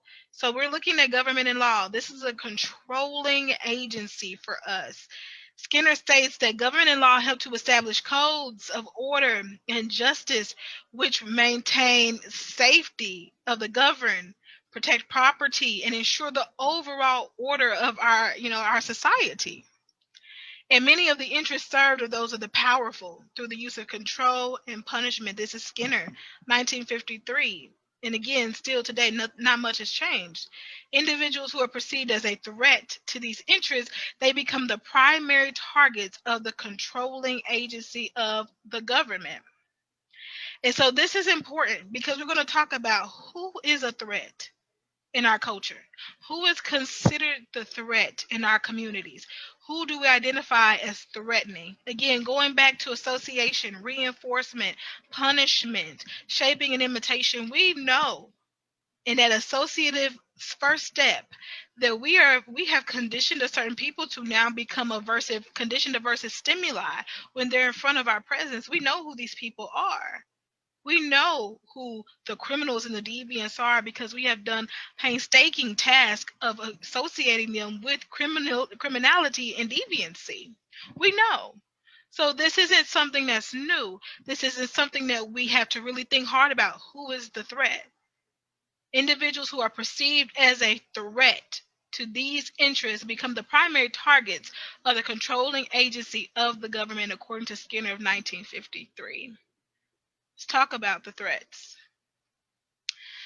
We want to go into traditional formulations first and really look at this. We are coming from a culture where we don't really like to see context. We don't want to see function of our agencies. We want to look at individuality so much to the detriment of whole communities. And it has led us to these ill-conceived, poor traditional formulations. And this is the formulation in which we say the individual is believed to be a responsible agent who knows right from wrong or legal from illegal, according to Stratton of 1995. And then Skinner comes in and he just says these traditional formulations, so they fail to account for cause and context. You can't say that something is real without the ability to provide some empiricism behind it. And it's like there's more empiricism that, and more research that's stating that it isn't the individual for who this entire structure falls. It's an institution. It's a strong institution. And he says, like, what are the functions associated with these consequences? What is the consequences here that are maintaining, this contextual outlook on how we are examining people as deviants or criminals in our system of government and law? How is it structured to promote this function, of criminality? And so that's important. When we're looking at traditional formulations, they rarely ever focus on function. It's more about the topography of what something looks. This person looks like they should be, they're the agent of their own problems. We have to hold people responsible. And you're doing legal versus illegal activity becomes so focused on topography, and we're not looking at the function of the system of which these practices are 100% embedded in. And that is Skinner's outlook. How are we maintaining this functionally? And that's how we put it on the institution. Therefore, we must examine the effects of mass incarceration, a reflection of a behavioral approach, because that behavioral approach is going to look at function. It's going to look at cause, a causal relationship and contextual relationships, not looking at, who we can put blame on individually for right or wrong behavior, when we know that an institution is, it's flawed with this inability to look at itself and examine its own mechanisms that are holding the system together and then remove it. So we have to look at this from a behavioral approach of how do we become ingrained, how do we become conditioned to the ills that create institutional racism within our society's framework. So it really brings us to systematic criminal justice discrimination. This is all we've been talking about is discrimination. And discrimination in general sense isn't a bad word.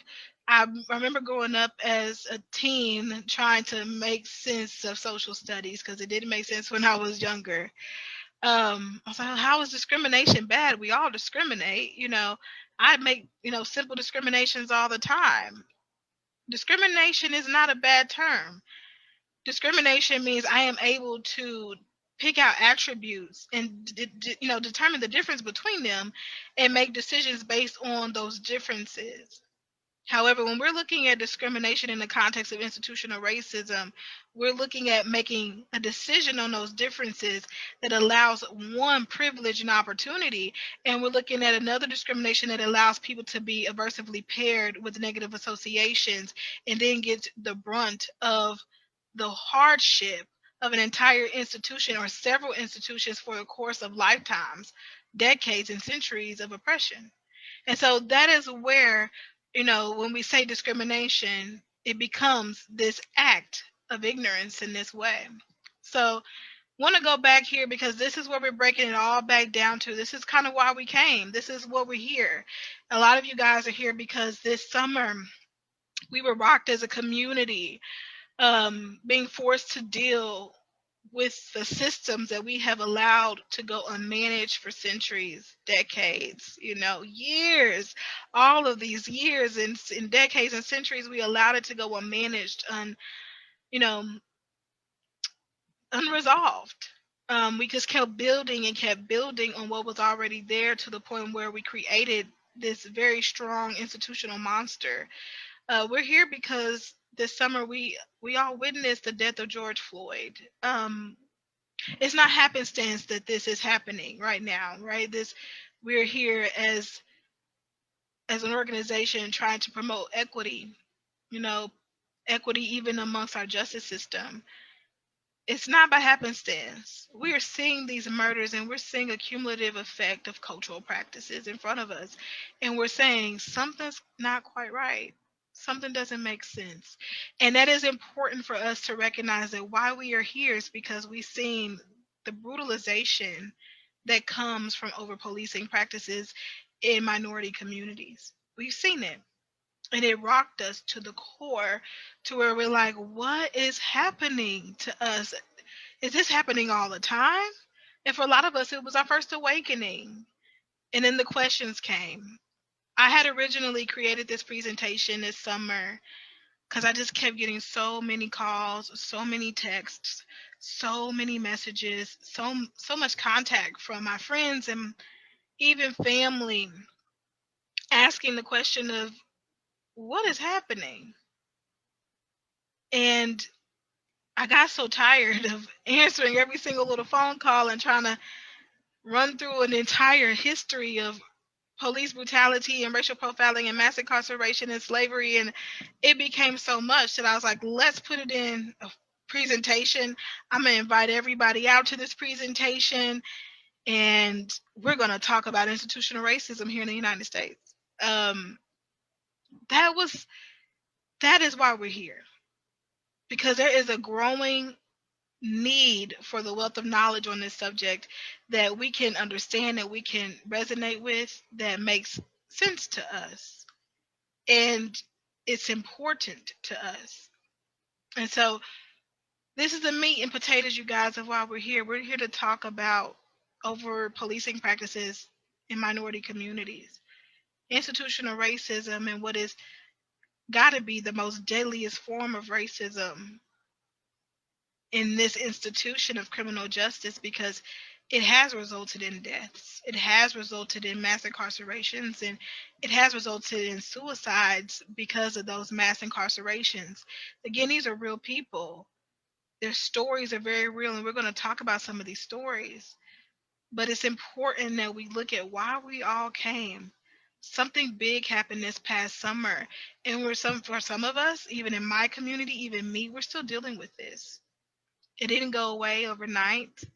And I know for some of you, this is the great awakening of your life, because it's something different that shook your core. And that is why you are here.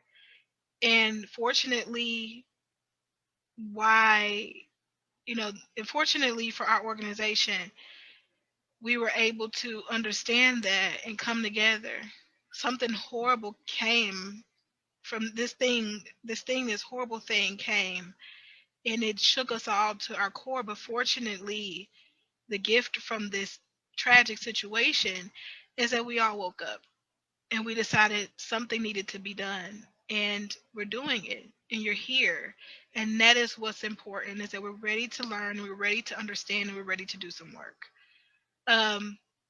So let's get into why we all came. We've been building so far, you guys, on associations. Been talking about it. Now we're going to put it in play. We talked about association. We talked about reinforcement, punishment, as well as extinction. And we talked about shaping, imitation, and modeling. Well, let's get into it, because we got the meat and potatoes in this right here, and we're ready to dine. Let's talk about the systematic criminal justice discrimination, how it works. Step one, we talked about it, association. There's this idea of the common criminal and what that person looks like, and that person is considered the body of a Black person. Doesn't matter who they are. We just know that it's a body of a Black person who we see as a common criminal. The media, one of the greatest social institutions that exists, has conditioned us to perceive Black people as aversive stimuli that elicits a fear response and operant fear response. So not only are we getting these emotional effects, they become behavioral effects that can result in fear and anger. And it can then become behavioral in the fact that we act on it. We either try to escape, we try to avoid it, or we act on it with violence and physical aggression. Shows such as Cops, The First 48, these are television dramas that subject us to the focus on criminal violence, in which that person is always, the subject is always a Black person as the racial threat to society. Most of the time when we are watching I love The First 48. My cousin's a big fan of The First 48. She loves it. It's a good show for her. She likes to talk about drama and, people getting murdered and, intercommunity violence, is because we grew up with that. That's something that's very familiar to us. But when outside people who have not grown up with that and don't understand the intricate mechanisms working in intercommunity violence are watching these shows, these associations are being made because they have nothing else to compare it to. It's not their community. It's not the environment in which they grew up. They don't understand it. All they know is that this media is showing, again, what we believe to be Black on Black crime, or Black on white crime, in which the Black person is this aggressive, violent individual, and that pairing is being made, that grand association is being made. So these shows help to, again, establish an association, a pairing of this aversive criminal individual, this conditioned aversive stimulus that now would elicit fear.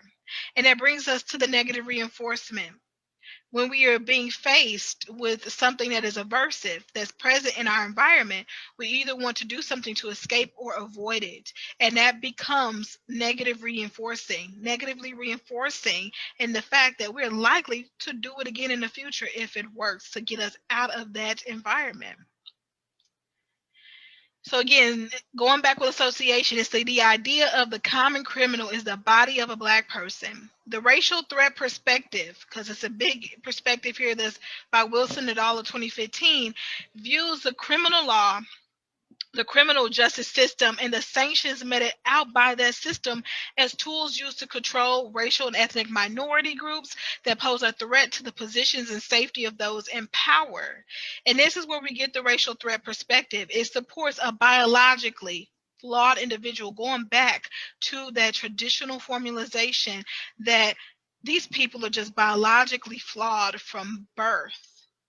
And these people are Black men and women, mostly Black men, as they are the ones who comprise the majority of the prison population. So when we're looking at this, we have to understand that there is a racial threat that has been imposed now as a result of associations and common pairing. Right now, I'm going to go ahead and show you a short video on Birth of a Nation. When we talk about the media playing such a significant role in associations, we really have to look at Birth of a Nation, because it was a film that really changed the trajectory of how race relations would play in our community for centuries after its release. And it's still such a significant film. And so it's so important that we look at how media just plays a significant role in conditioning us to certain individuals as common criminals, conditioning us to the criminality of these individuals while being able to just overlook every other group, or the dominant group's criminality and deviancy as well. So we're going to play this, and then we're going to move on to the rest of the steps. But the association is the greatest piece, because it is so important for us to understand that we become conditioned to these things by these pairings that, had we had not been exposed to, probably we wouldn't have the conditioning there to begin with. So I want us to really further examine this through, looking at the media that has helped to promote this racial threat perspective that plays us even today. Released in 1915, D.W. Griffith's A Birth of a Nation is one of the most important films in cinema history, and is considered to be the birth of the American film industry. It's hard to overstate the impact that this film had both on the medium of film itself and on culture as a whole. The film was responsible for some major leaps in film technology, including the first scene shot at night by use of phosphorus lamp, along with new developments in editing technique and camera movement. But culturally, however, the film carries somewhat of a darker legacy. Even in 1915, the film was met with controversy. Showing of the films were protested by the newly formed National Association for the Advancement of Coloured People for its portrayal of black people. Executive Secretary of the NAACP, Mary Childs Nerney, wrote, "The harm that it is doing to coloured people cannot be estimated. I hear echoes of it everywhere I go, and I have no doubt that this was in the mind of the people who are producing it." The film's portrayal of black people was so terrible that it was still being used as a recruitment tool for the Ku Klux Klan as late as the 1970s. With a runtime of just over 3 hours, the film is split into two halves, separated by an intermission. The first half is set at the outbreak of the Civil War. It follows two families, the Northern Stonemans and the Southern Camerons. It shows us their intertwined lives as they fight throughout the war. It's filled with spectacular battle scenes and ends with the assassination of Abraham Lincoln and a defeated South having to face harsh treatment at the hands of a victorious North. The second half of the film focuses on the reconstruction of the South after the war and the glorious origin of the film's supposed heroes, the Ku Klux Klan. The film shows South Carolina just after the war being occupied by black Union soldiers who push white people off sidewalks and are sexually aggressive towards white women. In one scene, a young white girl jumps to her death to avoid being pursued by a black man who is looking to force her into marriage. Black supremacists rig an election by intimidating white voters and stuffing ballot boxes, and the newly elected black legislators are depicted barefoot in the State House of Representatives, drinking whiskey and eating fried chicken. Meanwhile, our hero, Ben Cameron, sees a group of white children putting on sheets to pretend to be ghosts in order to scare black children, and is inspired to form the Klan to fight back. By the end of the film, the Klan regain control of their town from the black oppressors, and on the next election day, they form a line to intimidate black voters and finally restore power. Despite the film's overall message of overt racism, it was still incredibly popular. It remained the highest grossing movie of all time until it was replaced by Gone with the Wind in 1939. It was even the first film to be shown in the White House to President Woodrow Wilson. On a technical level, the film surpassed anything else that came before it, by making use of new editing techniques like parallel editing. Cutting between two different scenes that were happening at the same time, the film managed to show a huge scope of story, cutting from the battleground to families praying at home and then back to the battle. This wasn't just something that was happening to a small group of people, this was happening to the whole country. Griffith found new uses for close-ups, cutting tight to an actor's face to show their emotion, lending depth and pathos to the acting. With clever editing and camera work, Griffith managed to make a few hundred extras look like an army of thousands for epic battle scenes. By moving the cameras around the battleground, Griffith was able to produce a sense of space that seemed to span for miles, and his pioneering use of long panoramic shots lent a sense of scale to the action that audiences had never seen before, and helped cement the film's enduring popularity. As well as technical innovations, Griffith also brought innovations to story and narrative. Unlike the films which preceded it, Birth of a Nation told multiple stories at once. Cross-cutting told the audience how one event affected multiple people, and the first use of flashbacks gave context to story. The whole film tied interweaving narratives into one rousing climax in a way that had never been done in film before. Birth of a Nation changed film history, and also set the template for the modern motion picture. Griffith was able to produce epic battle sequences unlike anything people had ever seen before. His use of close-up and intermixed narrative produced powerful drama that captured the audience. It showed a generation of filmmakers what was possible to capture on film, that you could tell grand stories on an epic scale, and it remains to this day one of the most influential films ever made. But its overall message is one of racial bigotry, in which black people are painted not just as lazy and unintelligent, but also as criminals who sexually assault women. So what do you think? Can you call a movie bad just because its message and implications are morally abhorrent? Or is it the technical skill within a film, its beauty, and the talent and artistry that went into it that's more important? How should we view Birth of a Nation today? Let me know what you think in the comments, and be sure to subscribe as we travel through the history of film together. Interesting, you guys. Interesting. Just looking at when I was examining this film in high school, just because I was a high school theater kid, and looking at films, and it was kind of our thing to dissect the history of them. Birth of a Nation was so significant as a film in its time that it was actually influential on the KKK, not just being used as a recruitment tool, but before the film had even been produced, went to cinematography and was aired to the general public, the KKK had never once burned crosses in anyone's yard. As a result of the film and its impact on the culture, popular culture of the time, and being used as a recruitment tool for the KKK, after seeing, cross burnings in that film, they actually took that practice on and used it in their actual cultural practices as an organization.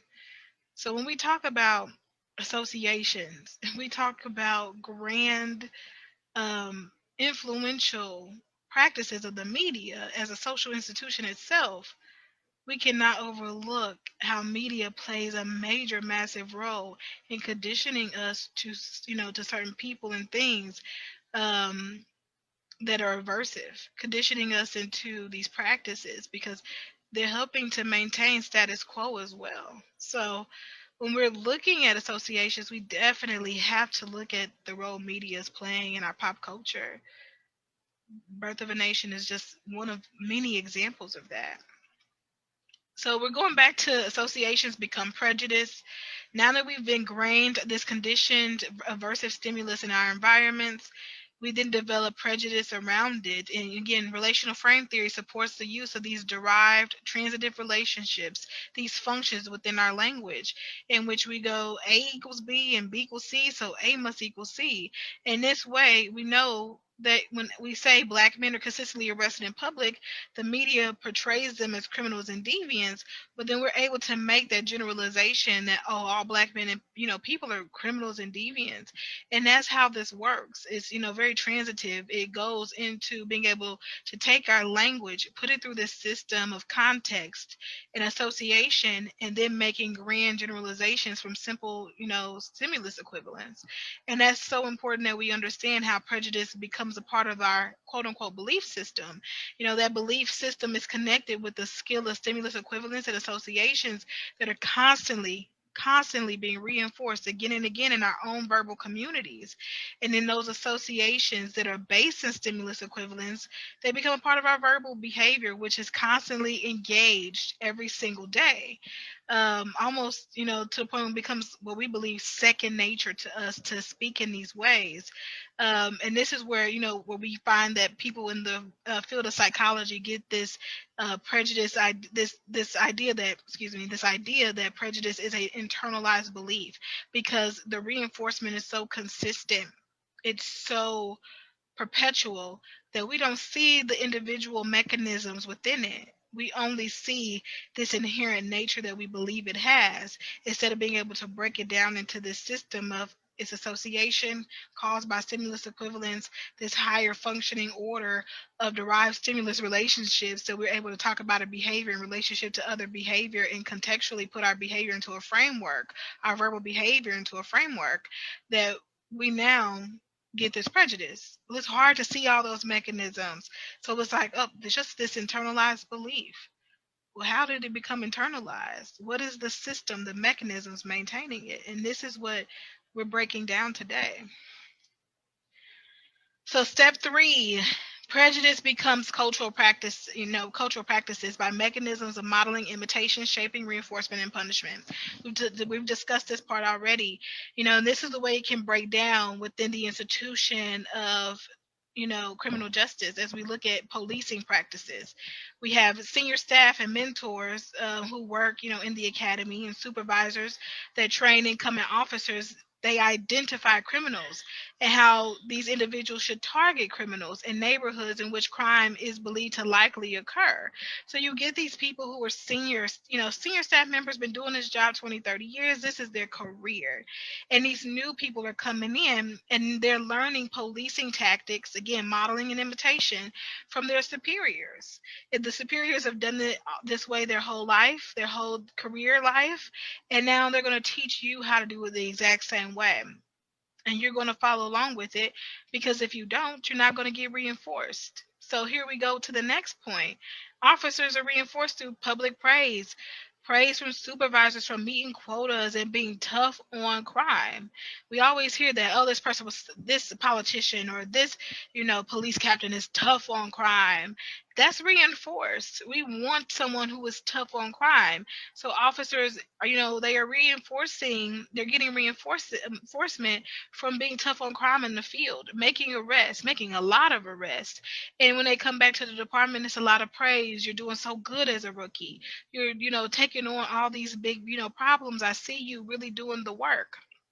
And we can't even go just to public praise alone, because it's also followed up with monetary reinforcers.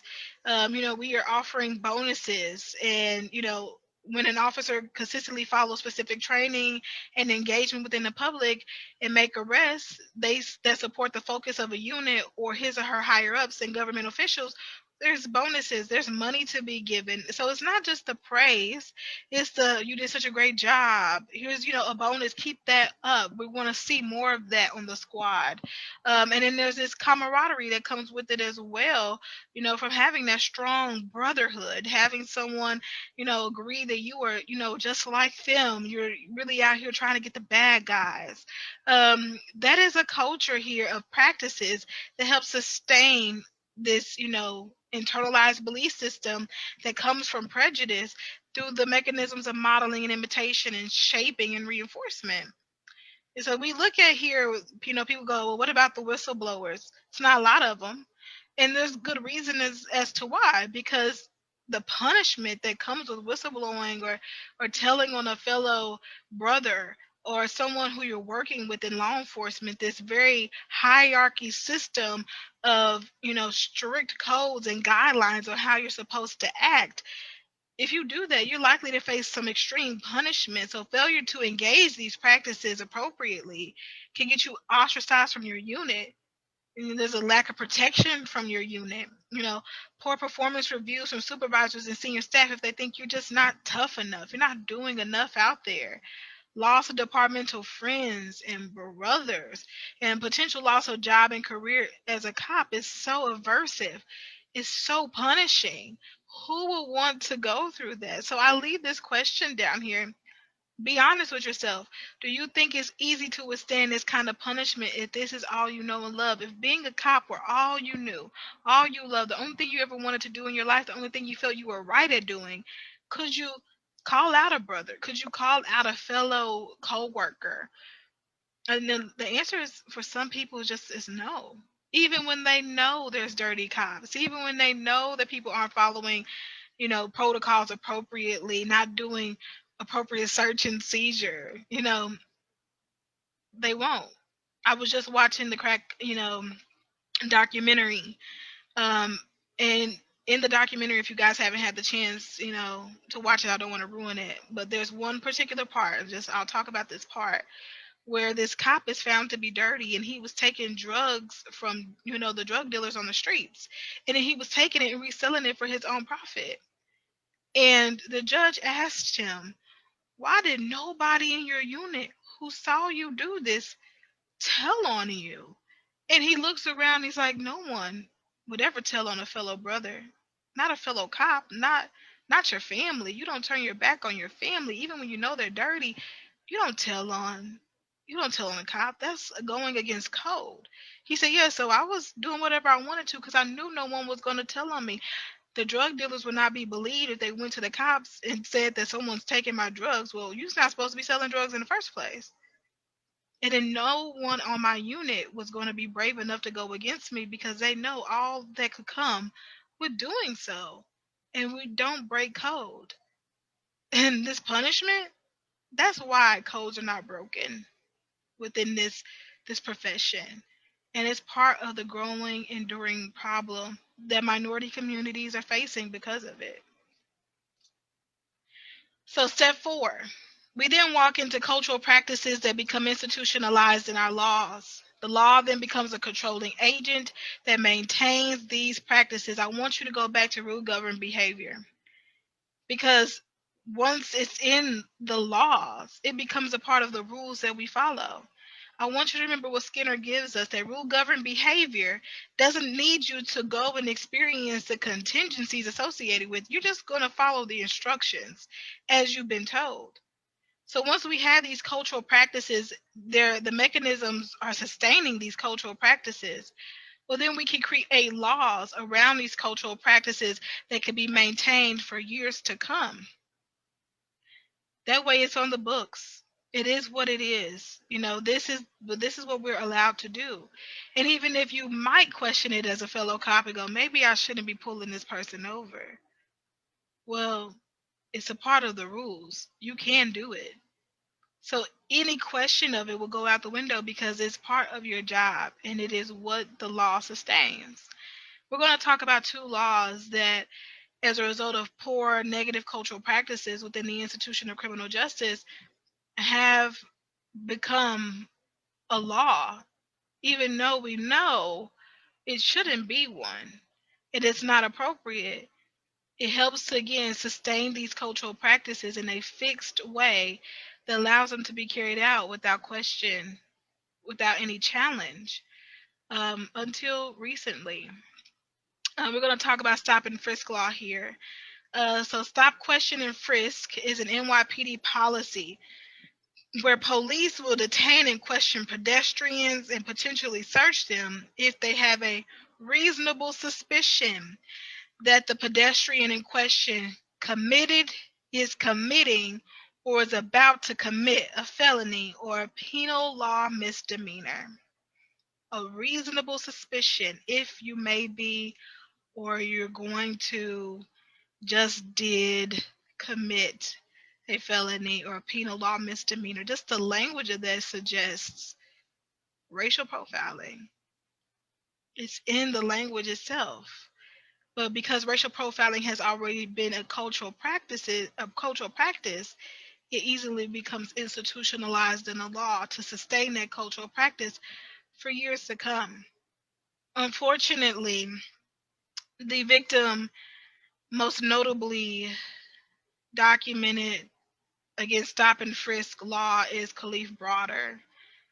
I learned about Khalif several years ago, um, just doing the work in promoting social justice as a counselor in a rehab facility, trying to do my part, and came across his story. And he unfortunately becomes the poster child for prison reform. And he is the guy behind this kid behind the case, his case in general, which helps to get portions of Rikers Island closed for good. His story is very tragic, um, but it's just another tale of how cultural practices and institutionalization of these laws that shouldn't be laws in the first place can go terribly wrong for communities of colors, but specifically the African American community, which bears the brunt of these very racialized biased laws. So I'm gonna play a clip from his from a documentary that was done about his life and his time spent in prison. For those who do not know his story, I do encourage you to go educate yourself on that as well, because the intricacies in that are just so terrible. He ends up not even getting convicted for the crime that he supposedly committed, but around 23 years old, he ends up taking his own life. He spent about 3 years in prison, and 14 of those months that he had did in those 3 years in prison, um, he spent them in solitary confinement. And there's so much research out right now about the ills of solitary confinement and the limits that should be imposed upon them. But again, we're looking at a very sick institution. All right, we're gonna play this clip.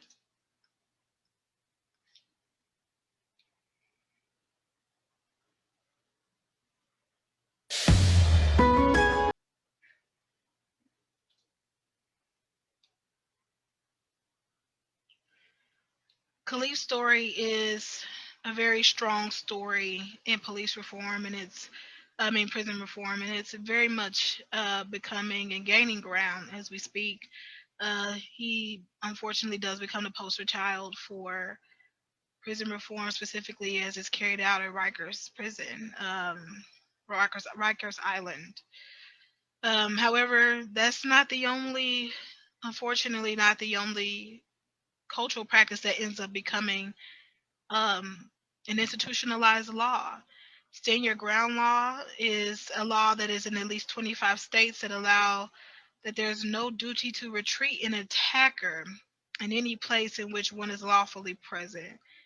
Um, the more noted victim in this law, who becomes the body associated with this particular law, is our baby, our love, Trayvon Martin. He becomes the poster child against stand your ground law, in which his death has sparked conversations as to whether the law is a just self-defense law. And this case is really important, as we see in both of these, laws, there's some significant inherent racial bias, as the primary targets of these laws are usually African American individuals. And so I'm going to play another clip for you guys where we see yet another African American victim outside of Trayvon Martin has fallen victim to the stand your ground law, that allows his life to be taken, um, with without so much as a self-reflection before a trigger is pulled. So again, these laws have racial biases that definitely need to be addressed. And are they appropriate? Should they even be institutionalized laws and policies that we're blindly following through rule governed behavior?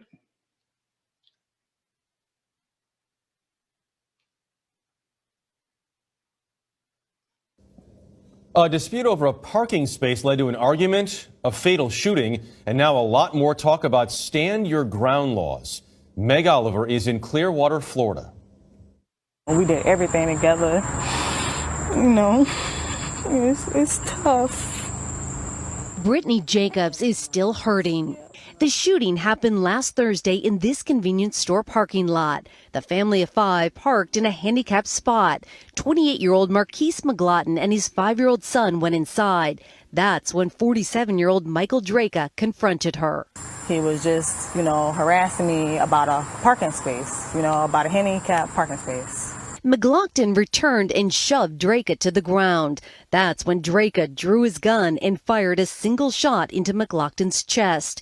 He stumbled back in the store and collapsed in front of his son. A day later, the Pinellas County Sheriff declared he could not charge Draka. Criminal defense attorney Anthony Rickman says the fact that McGlotton backed up after the shove raises concerns. And the question is at that point in time, was there the possibility of imminent serious bodily injury or death of Draka that justified the use of deadly force? And watching that video, I don't think so. At least 23 other states also have so-called stand your ground laws allowing them to use deadly force against an attacker. They all say victims have no duty to retreat. Jacobs is left trying to comprehend how her 3 children lost their father over a trip to buy snacks. Because all my man was trying to do is protect his girl like anybody else would, and stand by, his family's side. The case is not over. It's now up to Florida State Attorney to determine whether to seek a grand jury indictment. Jeff? Meg, thank you very much.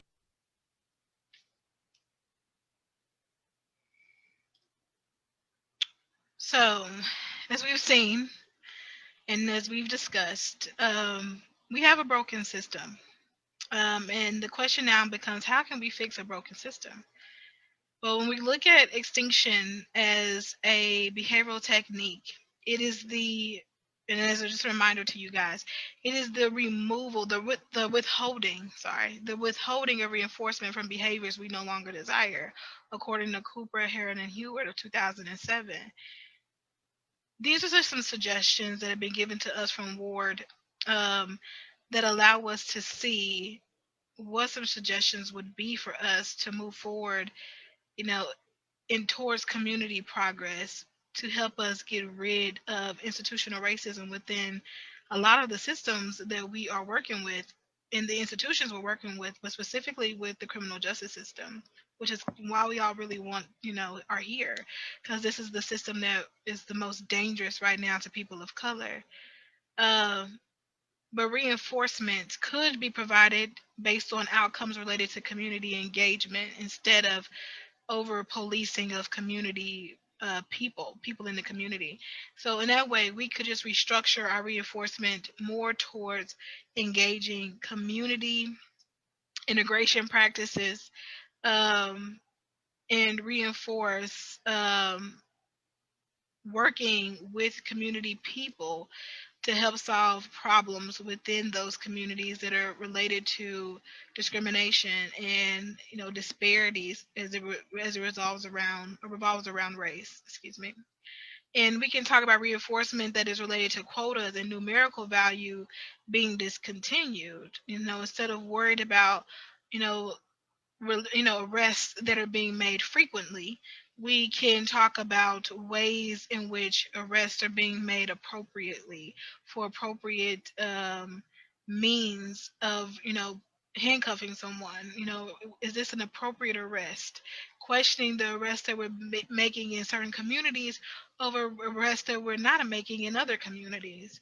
And we can, of course, extinguish over policing practices, reinforce the use of community integration practices, as previously said. And departments could engage more real-time data collection on arrests in relationship to racial demographics, so that we know where our disparities are lying. Is there a certain officer that's commonly making arrests of people of color in certain communities, and he's not doing that in other parts of the district that he's also policing? Reinforcements should be centered around training, restructuring, and appropriate monitoring systems. I think this has been the biggest one so far that we've been trying to tackle with the prison reform system and the policing reform systems that we're trying to reimagine. Is that we have poor training and protocols going on. We are relating our training to reinforcement that we shouldn't be trying to achieve. And so we need a restructuring of that training and the restructuring or reinforcement of what we're going to provide praise for and what we're going to give bonuses for and what we're going to give monetary value to. And of course, whistleblowing systems should be anonymous with non-biased ethical review boards that include a variety of professionals, not just, professionals that sit or have sat, on police forces or that work directly with police forces. It is okay to bring a therapist in who has no bias towards this. Bring me in, bring a behaviorist into the room who has, I have no dog in that fight, so it's important for us to maintain ethical processes within any profession. I think more so here because the violence can lead in death. And then, of course, the inclusion of more diverse policing staff to better relationships in diverse communities. It's always been a major suggestion. And I kind of want to put this on you guys, thinking about this as some takeaways. What are some suggestions that you guys may have? And how can you get those in the right hands of certain people? So, it's important that you guys are taking something away from this as well. And that is bringing your own, your own thoughts to this, your own, identities into this, and thinking about what are some things I would want to see, done in my own community that is going to better police relations, with the people that they're serving. Talking about counterculture, Skinner talked a lot about counterculture. He says when these controlling agencies get to be so controlling, counterculture comes in and it helps to dismantle some of the controlling features of these agencies, relieving the pressure from the people, of which become, the victims of that controlling agency overall. And he says to dismantle, Glenn of 2004 says to dismantle cultural practices, one must reduce the number of cumulative effects of the behaviors engaged. So he's like, we have to slow down the building of these numbers of these practices within, that are being engaged as learned behavior within an institution. We have to slow it down. It's accumulating too fast. There's so much happening. We need to slow this down. We need to put in barriers that allow these practices to continue. And another way, according to Skinner, is through counter control. In the form of protests and strikes, and we're doing that right now. When George Floyd was murdered, you just saw this outpouring of people to the streets, and it was so important for people to see that this was an acceptable practice at all, and that we would not tolerate this continually moving forward, and that this is not going to become again an established norm for all of us to just become used to. So it was about pointing to, this is a problem, this is what we're not going to stand for, and this is what we're not going to allow to continue. So we need these, forms of counterculture to bring about and draw attention to these problems within our law enforcement and our legislative communities. So Skinner talks about counterculture as a big way of helping to reduce the effects of a controlling agency. And I'm very proud to say that we ourselves are part of counterculture here at Stand Up for Equity. We are here doing the work that a lot of people probably wouldn't want us to do, and we are here tackling educational resources here to help bring them to our communities. But we're also, a lobbyist-based nonprofit organization. So we want to attack the legislative communities that govern us to help establish laws that are, imposed upon us to make sure that they're more fair and they're more just and equitable for the people of which they're trying to serve, and the communities that are going to be the greatest, the more, likely to be affected by them. So here at Stand Up for Equity, we are very proud to be a part and a major player, hopefully someday, in counterculture in reducing the cumulative effects of these learned behaviors throughout our institutions. So here I've gathered some references for you guys that have been presented throughout the presentation. Just wanted you guys to at least see these. It's very important that I stay ethical myself and bring to you the information that's been brought to me and has been given to me. Just some more of those. Next week.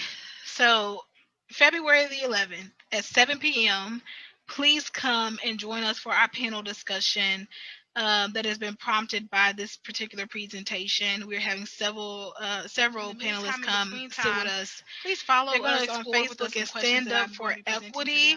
We are very excited about having a social media presence. That means, kind of like you made it. So please come and, follow us at Stand Up for Equity. Follow us on Instagram and Twitter at official SUFE. And check out our website, www.standupforequity.org, just to find out how you can sign up for volunteership or, come on board and help. Or if you want to make a small donation or a big donation to us, we would love to have you guys support us. And we would love to support anything that you are willing to do with us. So please, be a presence if you would like to be. But definitely come out February 11th at 7 p.m. for our panel discussion that is going to be prompted by this particular presentation.